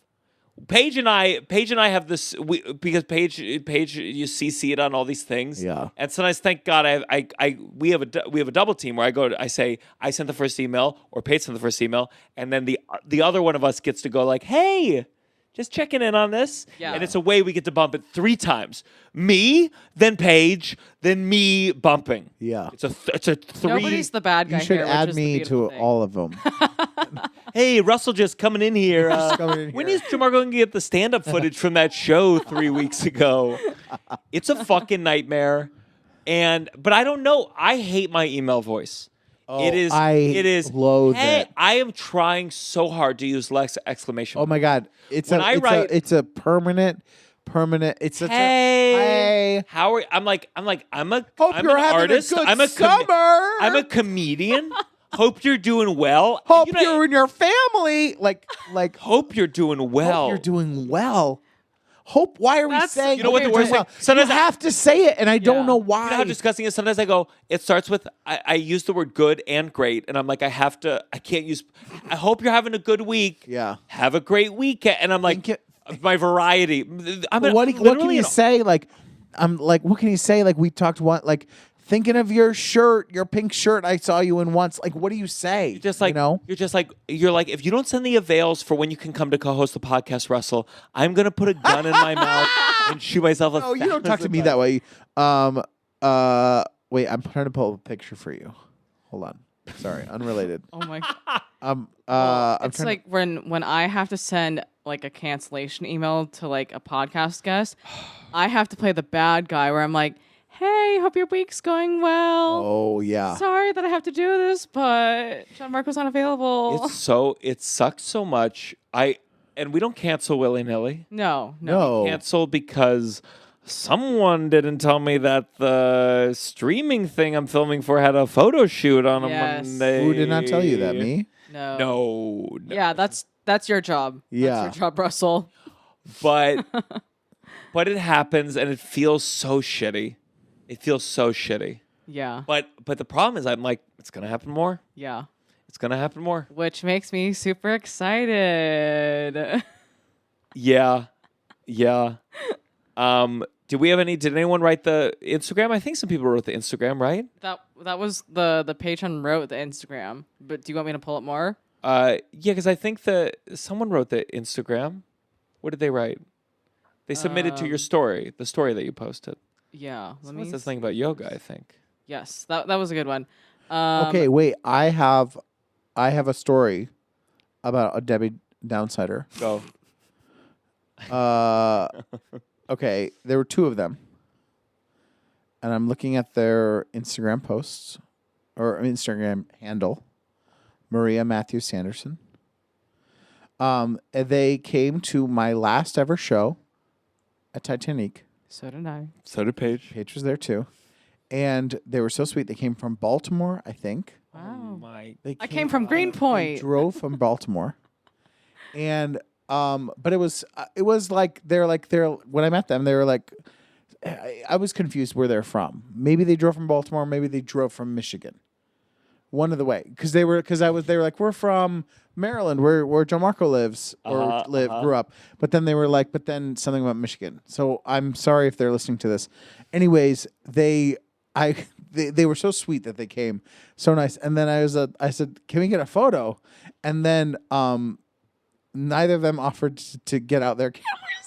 So I took a photo on my thing, on my phone, of the 2 of them at my show. Because I was excited. I was like, they drove a long way to see my last show. It's very sweet. That's a long way. Very nice. And so I took a photo of the 2 of them. And also what was really cute is that they were like, they mentioned you, obviously. And I was like, well, he's not here. He didn't come. I was like, his girlfriend Tova's here. And they were, I go, no, I said his girlfriend's here. And they both in unison go, Tova? And then so I introduced her to them. And this is them. Oh, that's Very so sweet. nice. It was very sweet. That's sweet. I have a nice San Francisco. A lot of Debbie Downsiders there. Yeah. Great. It was very cool. I don't think it was San Francisco. I think it was Atlanta. Someone came up and said, my dog died this year. We had to put it down. And I think your Hennessy song was very funny. I think it was very funny. Did I say And it I wasn't? was like, no. And the day of, you made me feel like I had made a real error in our I friendship. don't think so. Oh, for sure. Oh. I thought you were going to go, Oh, you know what? Okay, well, go have a baby, and then I'll fucking kill it, and then we'll make a Can you joke about imagine it. if my son died and you came and you said, "How Sorry, is your baby. Sorry, your baby. Sorry, your baby died.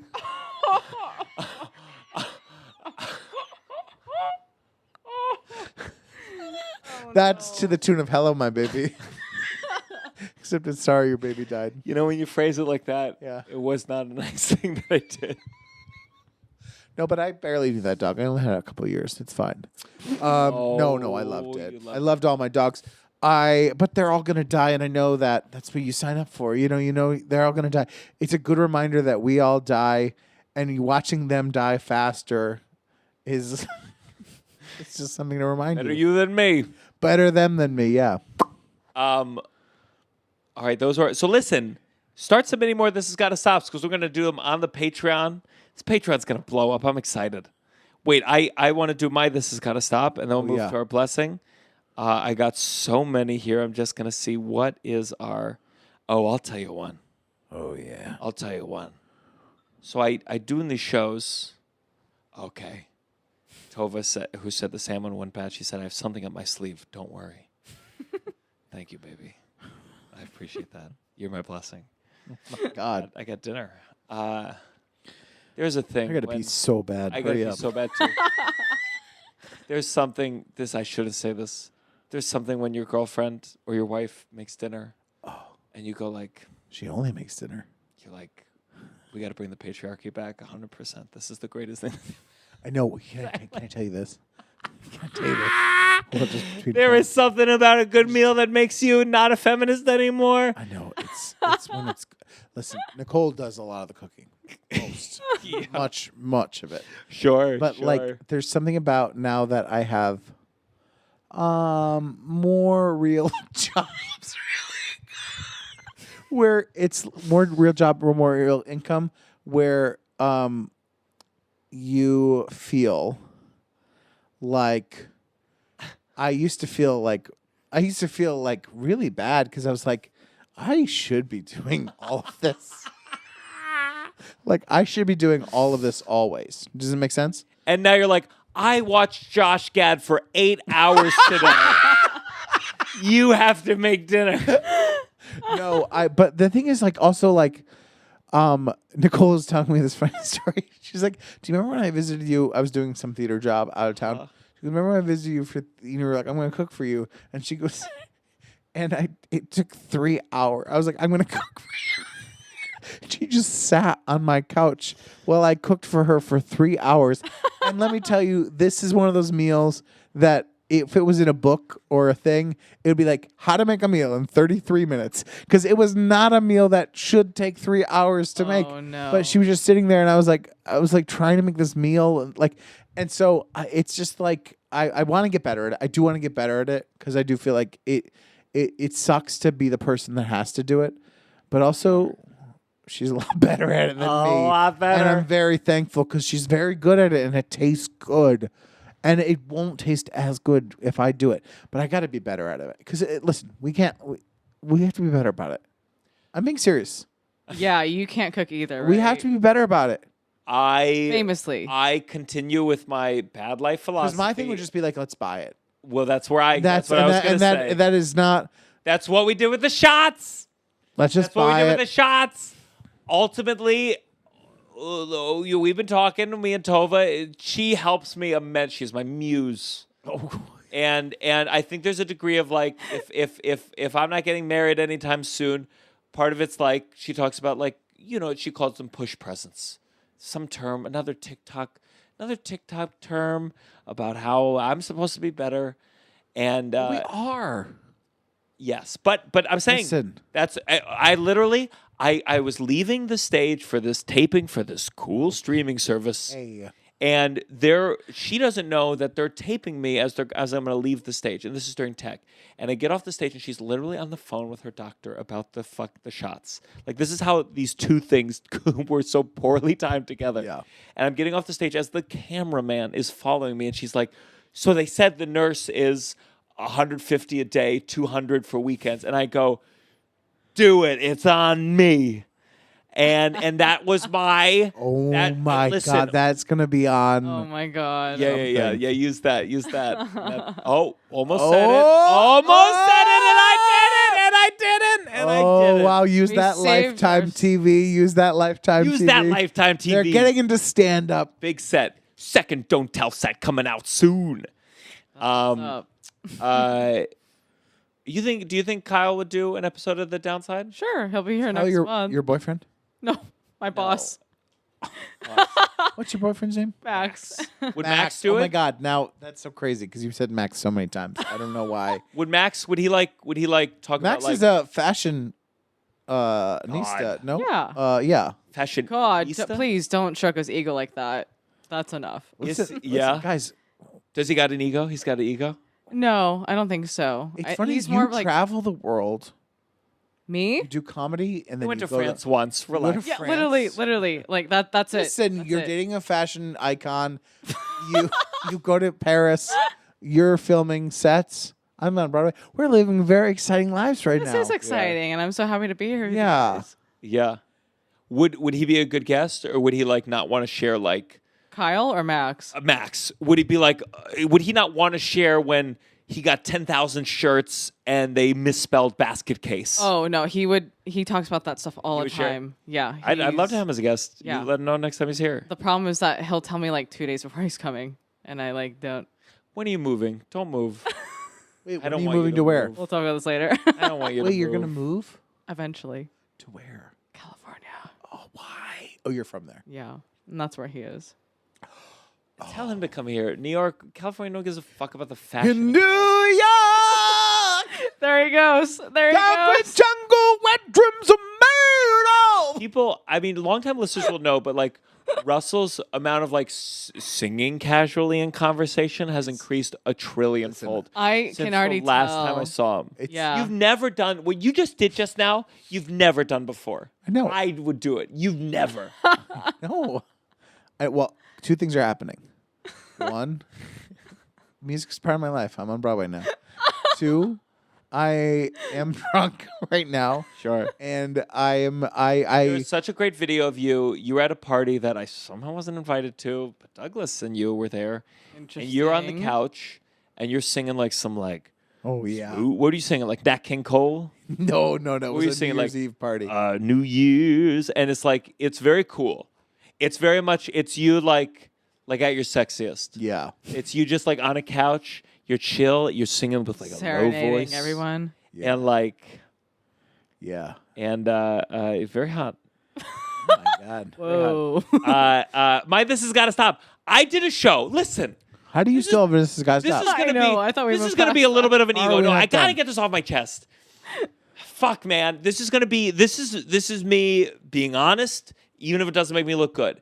If I'm fucking headlining a weekend somewhere, two things. Let's get this out of the way. If you post about it on Instagram and you're on the show, I'm not closing the show. I'm headlining the show. I'm the reason there's fucking people in the fucking seats. Number one. Wait.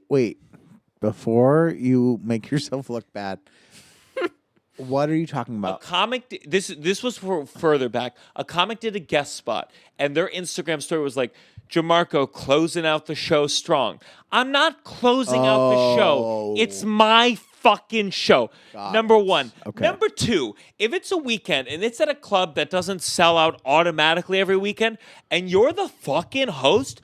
Say hello to me when I walk in the green room. Say hello. Jerry Seinfeld. Say hello, Jerry Seinfeld, because I'm one of the reasons there's people there. I'm not saying kiss my ass. Say hello. Yeah. Number 3 in this headliner rant.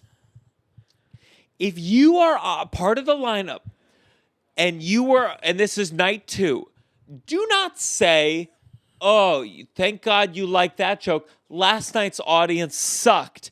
That was my fans that you just said sucked, who came out to my show. I love about these things. Maybe it was fucking you who sucked. You're going to say that the audience who came out to see me, they sucked? Fuck you, bitch. These disgust stops are so specific. Yeah, they're so niche. They're not anything anyone else can relate to. But I get it. I get it. I'm saying, like, I have to pee listen, so bad. I'm gonna pee. Go pee, Joel Kim Booster.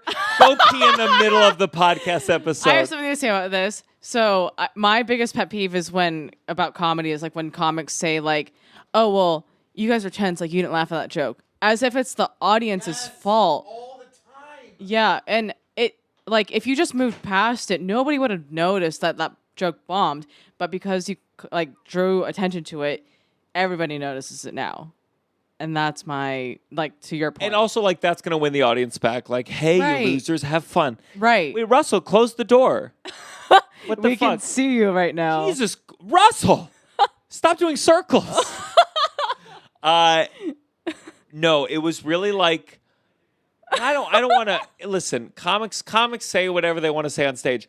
But it was this moment of, I was just like, those are, there's a thing when you headline where it's just like, you know, you're doing fucking a bunch of the work on this. It's like, we worked really hard to get these people there. Yeah. And they're fans. And it's happened multiple times. And I know why comics do it. You feel bad.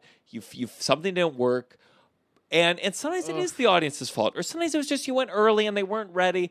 But I had another show where like the host came back and was like, well, that audience sucks. And I was like, that's the audience that came for me. Right. So like hide it. Just fucking hide it. That's internal dialogue that should not come out of your mouth. That is. Listen, I love my fans. I love the Debbie Downsiders. We're gonna do a tour next year. If we listen, here's the thing that you guys can do that helps us is tell your friends about the podcast. Listen, there's a lot of podcasts right now, and like we're competing with. Oh, cool, Colbert and Jimmy Fallon and John Oliver and 3 other people with corporate interests are doing a podcast. That's going to be real revealing. Russell's making sure he gets one more beer for the blessings part of the podcast.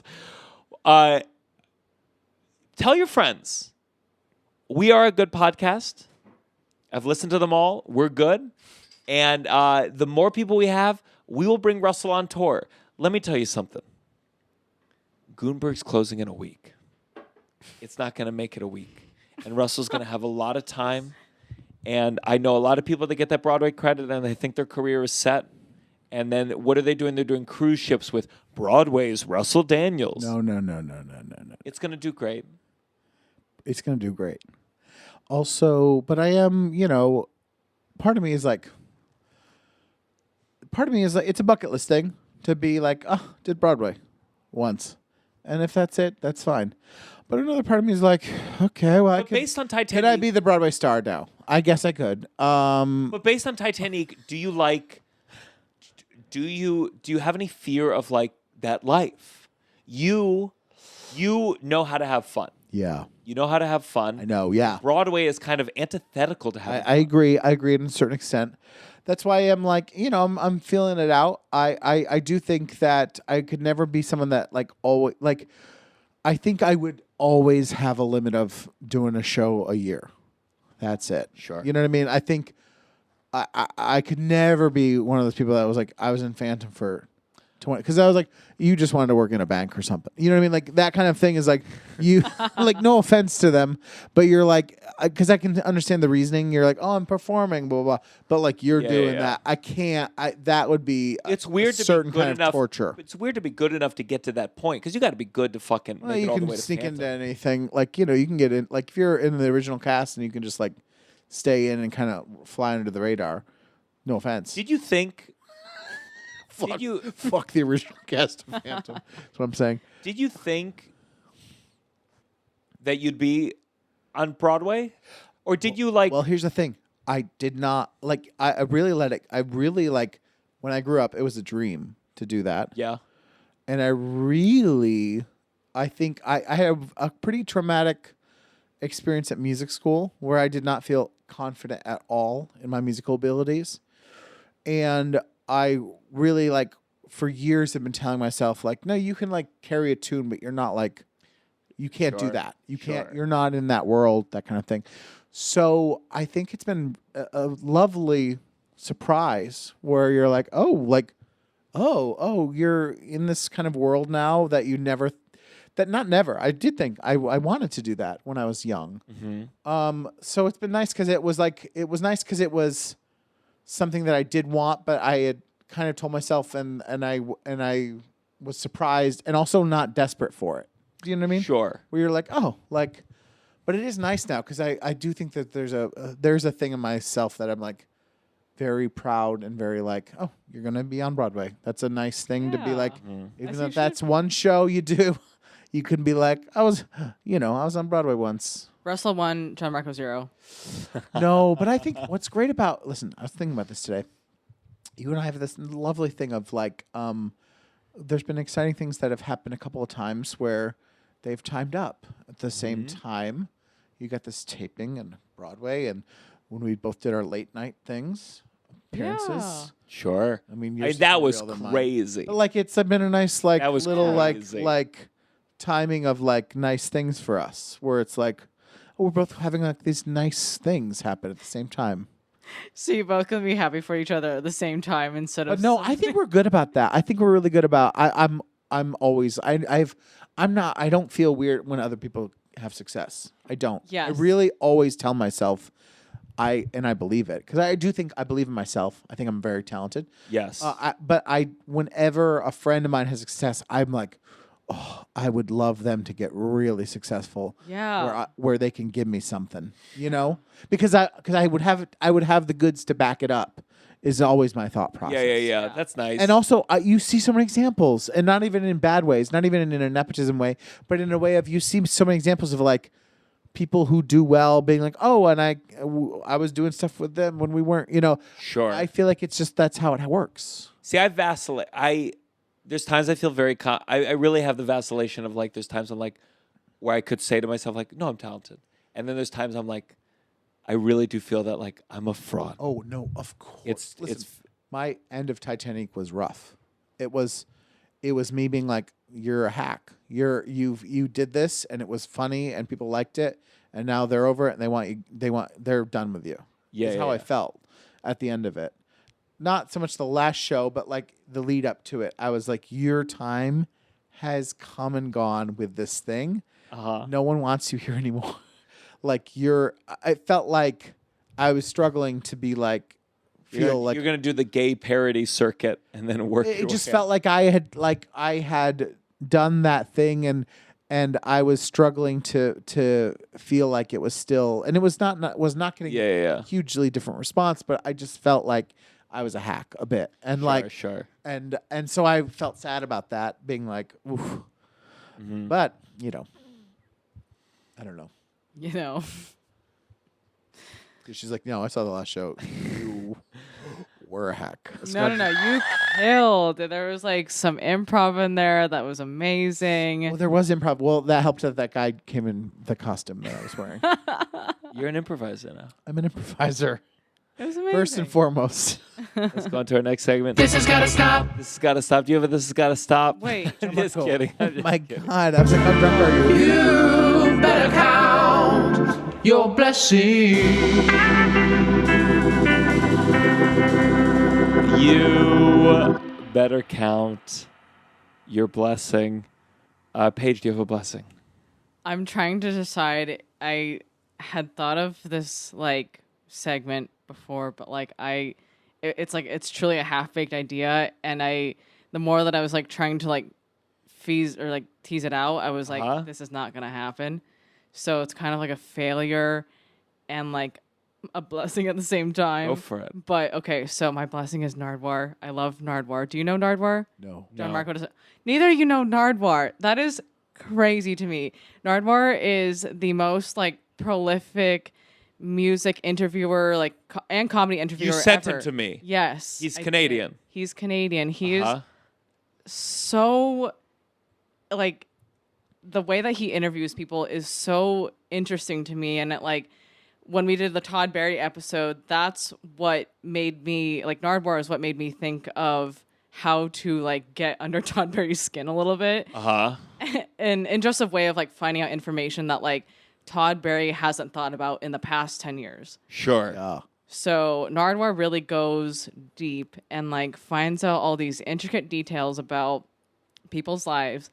And I was trying to do that for this podcast about you guys. But then I have two things for you. I'm so nervous. One each. But no, it's like when I was getting into it, I was like, oh, I really like I kept thinking about like that whatever that headline was. It was like we should know less about each other.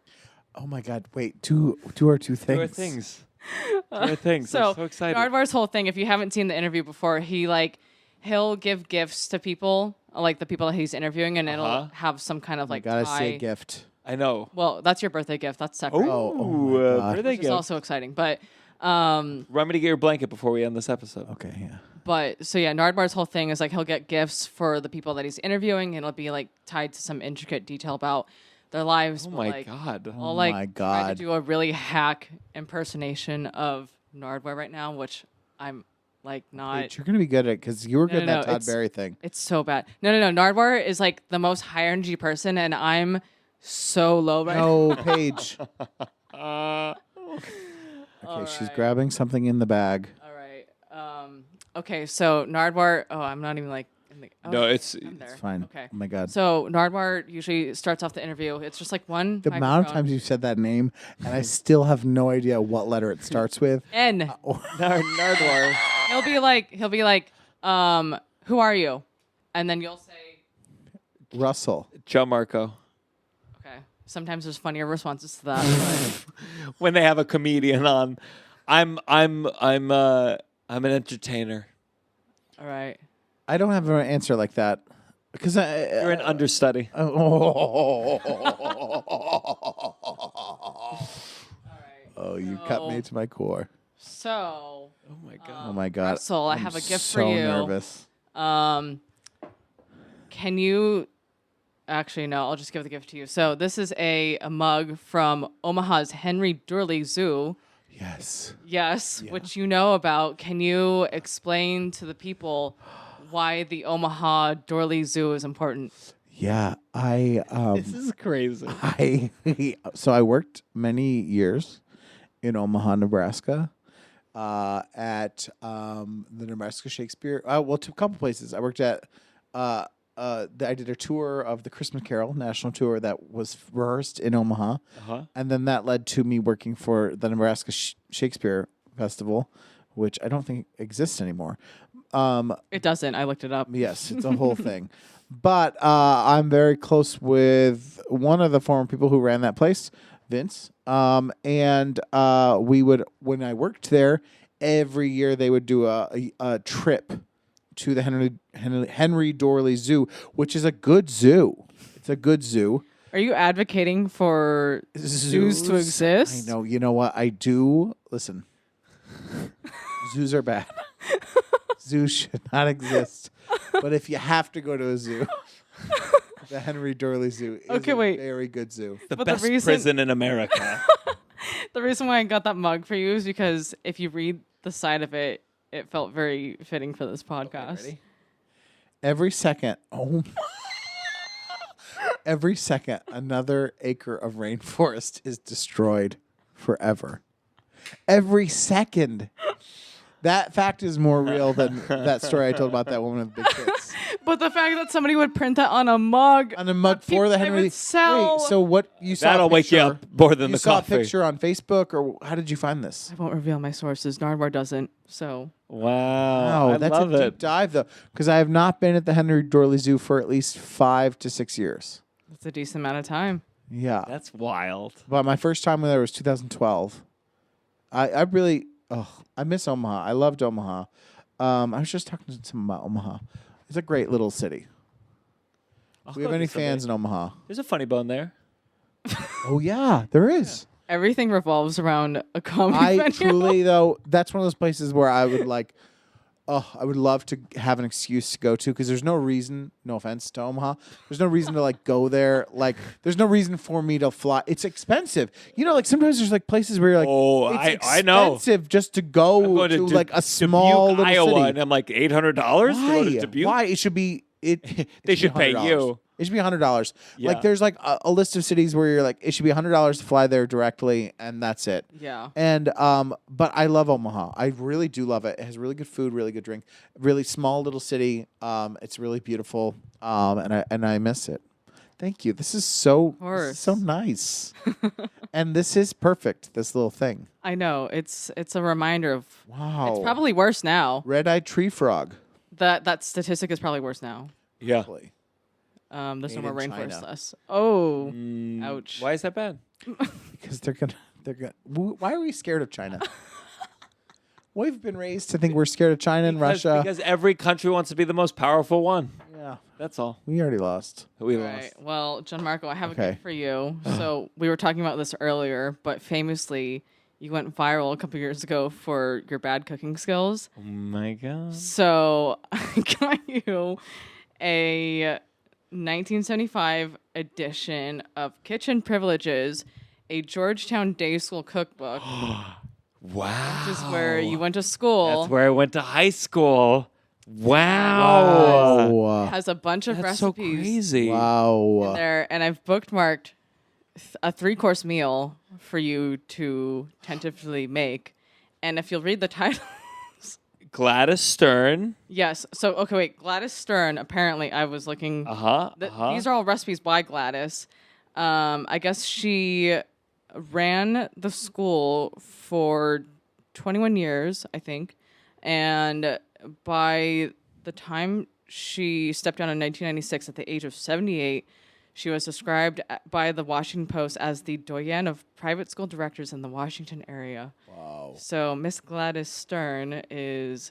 My high school was a great high school. It was the first, I believe it was the first integrated high school in America. Yes, I saw something about that too. And I feel like I feel like Gladys was alive when I was there. We fought against She lived until... I fought against that. She lived until 104 years old. Wow. But can you read the titles from... So you have an appetizer. Gladys Stern. No, read the title of the recipe. Horseradish and cheese ring mold. Yeah. Perfect. And then for your main course, you have... We're big in your My family. main course, I have beef tongue with raisin sauce. Delicious. Yum. And then for your dessert, you have... Cornbread dressing. No, the one... Sweet noodle pudding. Yes. Yum, yum, yum. Amazing. And we have a surprise for you, Paige. Oh, my God. Behind that door. Paige's 6th grade boyfriend. Come out! Okay, wait. No, that's actually so funny that you bring that up because I went to my friend's engagement party like a week ago, and it ended up being like a middle school reunion in a way, a mini middle school reunion. And my boyfriend for like literally 2 seconds from middle school was there, and he is super gay now.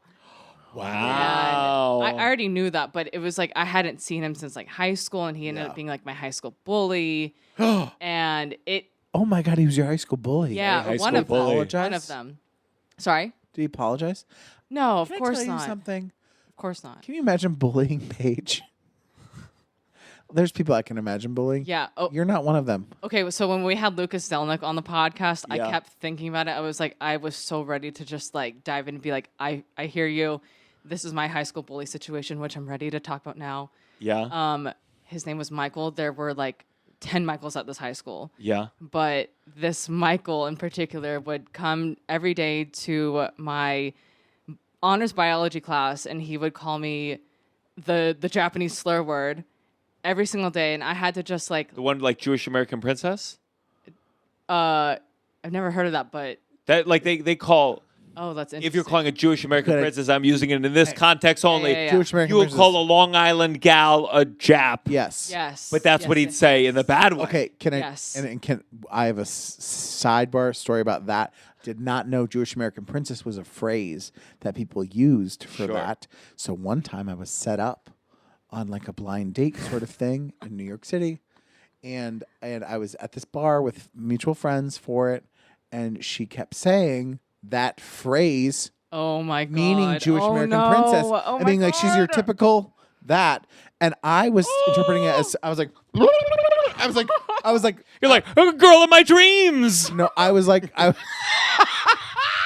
no, but I never talked to her again because I thought she was racist. Oh my god. That's And then I was telling the story like 3 months later, and I was telling someone, my and they were God. like, wait, the person that she was referencing is like a very wealthy person on Long Jewish Island. American princess. There was a show. I mean, And it's a I phrase. didn't I know. know what you I mean. didn't But know like that. the way you were throwing that out there, I thought she meant Crazy. the Japanese Crazy. slur, and I was like, no. So I was like, this woman's crazy racist. So I didn't Yeah. talk to her again because I thought she was Wow. crazy and racist.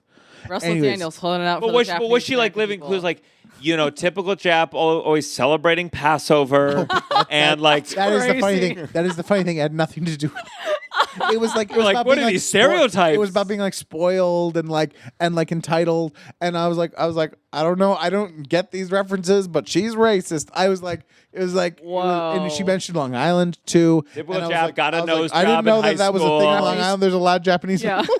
I really was like, I don't know what she's talking about. But anyways, so that's crazy. So he'd show up to your biology class. And He was in my biology class, and he would every day make a point to say that to me, like, "Hey, what's up, J word?" Is it bad that I've saying it? No, We're no, 'cause playing a that's- real tango here. No. I mean, I don't feel comfortable saying it because I'm like, I don't want to like perpetuate that for But my. Jews, we literally say that word. That's crazy. I didn't know that. No. Oh yeah, I hope you're okay No, that no, I said no, it just no, now. But like totally. that's No, literally but what that's they. what it is. It's crazy because It's it's context. the same thing, and so it's the same word, or the same. It's Yeah. the God, I same hope it was okay that I sounding said it. of But I said it in my head. I was only saying Jewish. American I was princess. thinking Well, I know that. Jews. But if you're coming up to me, a Japanese course. person, and saying that specifically towards me, He did Yeah. not Of mean course. that. He did not mean no, that. he Be didn't, like, you he didn't know Jewish. the He knew what he meant. existence of Jewish That's American princesses. crazy. Yeah. That's So- crazy. Did you tell anyone that? Or No, because it was like it was. No, a she high called him the school- F word back and said, and that's so honestly, she was the one. oh man, No, it was a high school where it's like if you told anything negative about like white people to the like counselors, like it wouldn't matter. Yeah. Like it's Yeah. all just like, oh well, like they're fine. Like their dad's the police You know, chief of this city, so like they get a pass. Yeah. Everybody got a pass except They're like, for just let Gianmarco be Gianmarco, you know? His dad pays for the football. Okay, wait. That's the billboard. other funny thing that I found out about when I was doing this research that like made me stop doing this whole Nardwuar bit was because I found out how much Gianmarco's school cost, tuition cost, Oh my God. Tell at me least right in now. 2023, and I was like, all right, I know too much. Inflation. I know much too is much. You can say it off my What was it? You can say it. I think like now it's like $25,000 a year. Oh, actually, yeah. that's not that much. That's reasonable. That's fucking crazy for no, for school. No, well, For yeah, a I went high to public school? school, but like, That's but crazy. but I like in New York. Obama almost sent his kids there. It was That's either reasonable? GDS, it was either Come on. GDS or Sidwell. Well, you know about Obama. Whoa. All right. Well, I have to end the Nardwuar bit by saying keep rocking in the free world and doot doot doot. Thank you. Thank you. Thank you. That's incredible. Wow. What an incredible! You really make a good ad for listening to Nardwuar. Oh my God, he's amazing. Can you get him on the pod? Let's get him. I tried, or I was like the one Canadian guy who was like filming your JFL set. I like threw it out into the void, being like, "Oh, maybe he knows Nardwuar because he lives in Vancouver," but no chance. There was some crazy email. Like the biggest person I've asked so far was Jason Momoa. Jason Momoa shared a joke of mine once, and I did write him. I said, "Do you want to do the pod?" And he wrote back. He said, "I don't do pods." Hell to the no. Do you have a blessing? Did you do yours? No, I'm gonna go get your blanket. It's not gonna be the blessing though, because I already thanked you. But tell your blessing while I get the blanket. Okay. Oh God, my blessing. Did you do your blessing? I mean, Nardwuar was my blessing, I guess. Oh yeah, Nardwuar. Long-winded one. Nardwuar. Okay, my blessing. I will say. Oh God.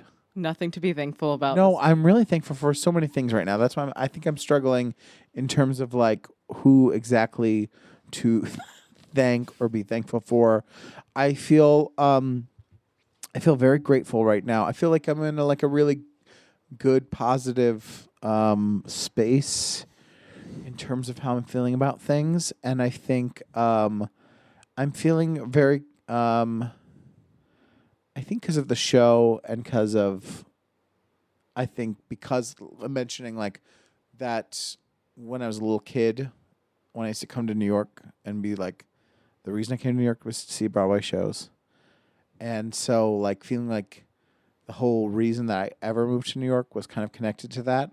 I feel very like, I don't know, good kid energy of like being like you're like getting to go see the theater and be like in Times Square and be like, you know, how often have you gone to Times Square where you're like, oh, I'm in Times Square, but like it's a really nice feeling to be excited about being in Times Square. Yeah. Does that make sense? Totally. And so I'm feeling like just very like I don't know. I'm appreciative of like anyone who was like at all encouraging of any sort of thing that I've been doing to allow me to get to this space. Because it feels like, you know, it's a thing where you're like, I'm thankful for my parents too, because I feel like they're really good about not being like, what are you doing? And they could have been like that for many years.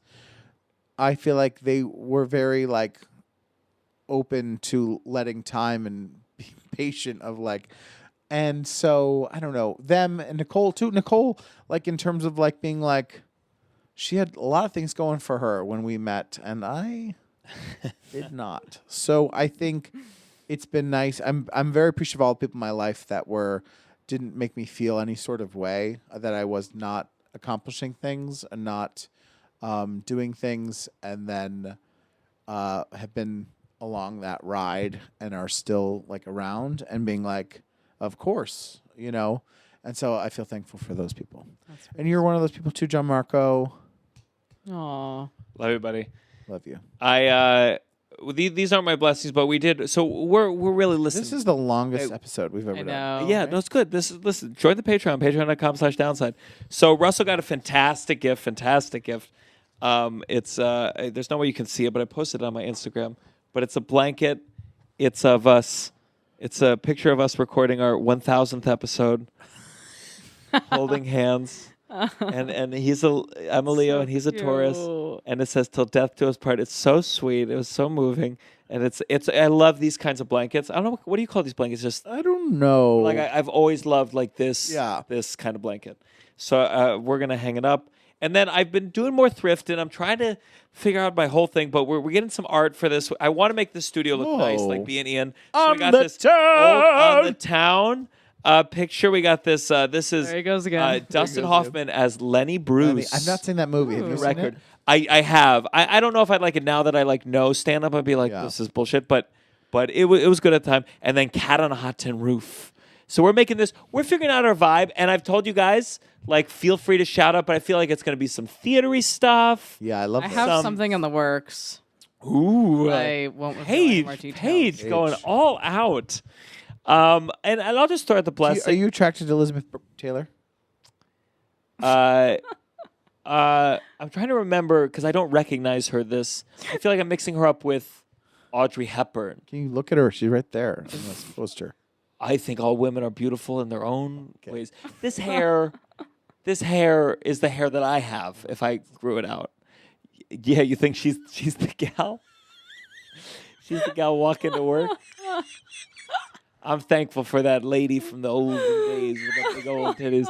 Let me give a shout out to Dave Colombo. Dave Colombo is our editor, And he, there was a time where I really edited the clips like on my own, and he's so good at doing them, and he keeps them sharp and funny, and like people have watched these clips way more than they've listened to a whole fucking episode. Totally. And it is Millions crazy. of people. So, and I'm so thankful for listeners. San Francisco is very cool. There was a lot of people in San Francisco. And we multiplied. And the downside, yeah, well, you mentioned this, but it's there's some people reaching out to us. You're reaching out. There was a big name Where you're like, there's gonna be some. So there's gonna be some. Don't reveal your hand. Don't reveal our hand here. No. There's that thing where you want to be like, are you sure? No. Us? I get it. I'm saying like what's not reflective right now is the ads and the there's a thing where the guests that we're getting who want to be on the show. Yeah. And because there's a good amount of listeners, we're just saying join the Patreon because listen, we the video where you made up that anti-Semitic shut the fuck punchline up. went viral. Oh my god, I know. Speaking of which, we're gonna patrons. This is what we do for the patrons. If you want to join, there's so many listeners who are like, oh, I think about being a patron. So listen, just do it. Just do it. Russell's gonna read this joke. I got this off. Also, but everyone we're talking do to those is a jokes Patreon later. person. No, this is on the main feed. Oh, it is. This is on the main feed. Wait, I've not been talking like it's on the main feed. I thought this was Patreon. No, don't worry. You did not say anything bad. No. There was the 30-minute other one with the tits. But listen, we're going to be a fun podcast. We're a comedy podcast. So Russell, you're going to swipe for this joke. Tova sent this to me. Okay. This was like a bunch of old guys telling Yiddish jokes. Okay. And you're going to end it. Wait. No, this is fun. Okay. But and then don't worry, patrons. So if you're a patron or if you're a regular person, send us street jokes. I love street jokes. Russell only likes street jokes when he's reading them. A little bit of narcissism. But okay, so swipe. So read them and really, really do it. Read it like the man who's saying it. Oh, brother. Okay. Patrons scrolling now. A Jew's not doing so well, and he's taking it quite badly. So decides to kill himself. And so he goes to the train station and he stands right in the middle of the tracks on a stool. And under his arm he's holding a challah. Oh, hold up. Challah. Challah. Challah, bread. It's a loaf of bread. Okay, I'm sorry. Read the line again. And under his arm he's holding a challah. Sure. Jews come to him and ask, "Shalom, what are you doing? What are doing?" There's no you. Just add it. And he says, "I've had enough already. I'm going to take my life." "But why do you have challah?" "I'll get hungry as I wait for the train to come. I could die from hunger." That's it. That's the fun. Gianmarco. That's a funny joke. Oh, okay. That's a funny joke. What? What is happening? I'm gonna get in trouble for that, and it wasn't even That's that not good a of joke. a joke. The joke is Jews like food. You can say that. Everyone likes food. Not like the Jews. We grab it up and we want it all. We want all the food. That sounds like one of those celebrities that's like oh, like I eat I eat tacos and like that makes me special because like I'm not like trying to diet. I'm like going for it. Oh God. Okay, this is the other one in the video. I'll say this one. Yeah, you said. Two Jews heard that Hitler is going to pass by. Oh God. So they decided to wait so they could kill him. You see how I'm telling the joke with like a little bit of flavor? Like I'm telling it? As opposed to Two Jews, they heard Hitler is going to pass by. So they decide to wait so they could kill him. Naturally, they're Jews. Well, you want to kill Hitler. They wait, and he doesn't come. And they say, I hope he's all right. What? I didn't know I had to do a bad Jerry Seinfeld impression. Wow. Ladies and gentlemen, patreon.com/downside. You could get this once a month. We're going to be on meth next episode. Oh, my God. Thankful to Paige. Thankful to Russell. Thankful for Go see Elizabeth Gutenberg. Taylor. Go outside the door. Say Debbie Downsider. Debbie Make Russell feel Downsider. special. Hey, I'll put you on the list. I'll get you back in my dressing room. No, you won't. This is the downside. 1, 2, 3. Downside. You're listening to The Downside. The Downside. With Gianmarco Soresi. Tell them, Russell. Subscribe to The Downside right now. Where? Down here. Or here. We don't know, but just do it. Or also, what else could they do? They could follow the Patreon. They could subscribe to the Patreon. No! Sorry. Patreon.com/downside. Too much pressure.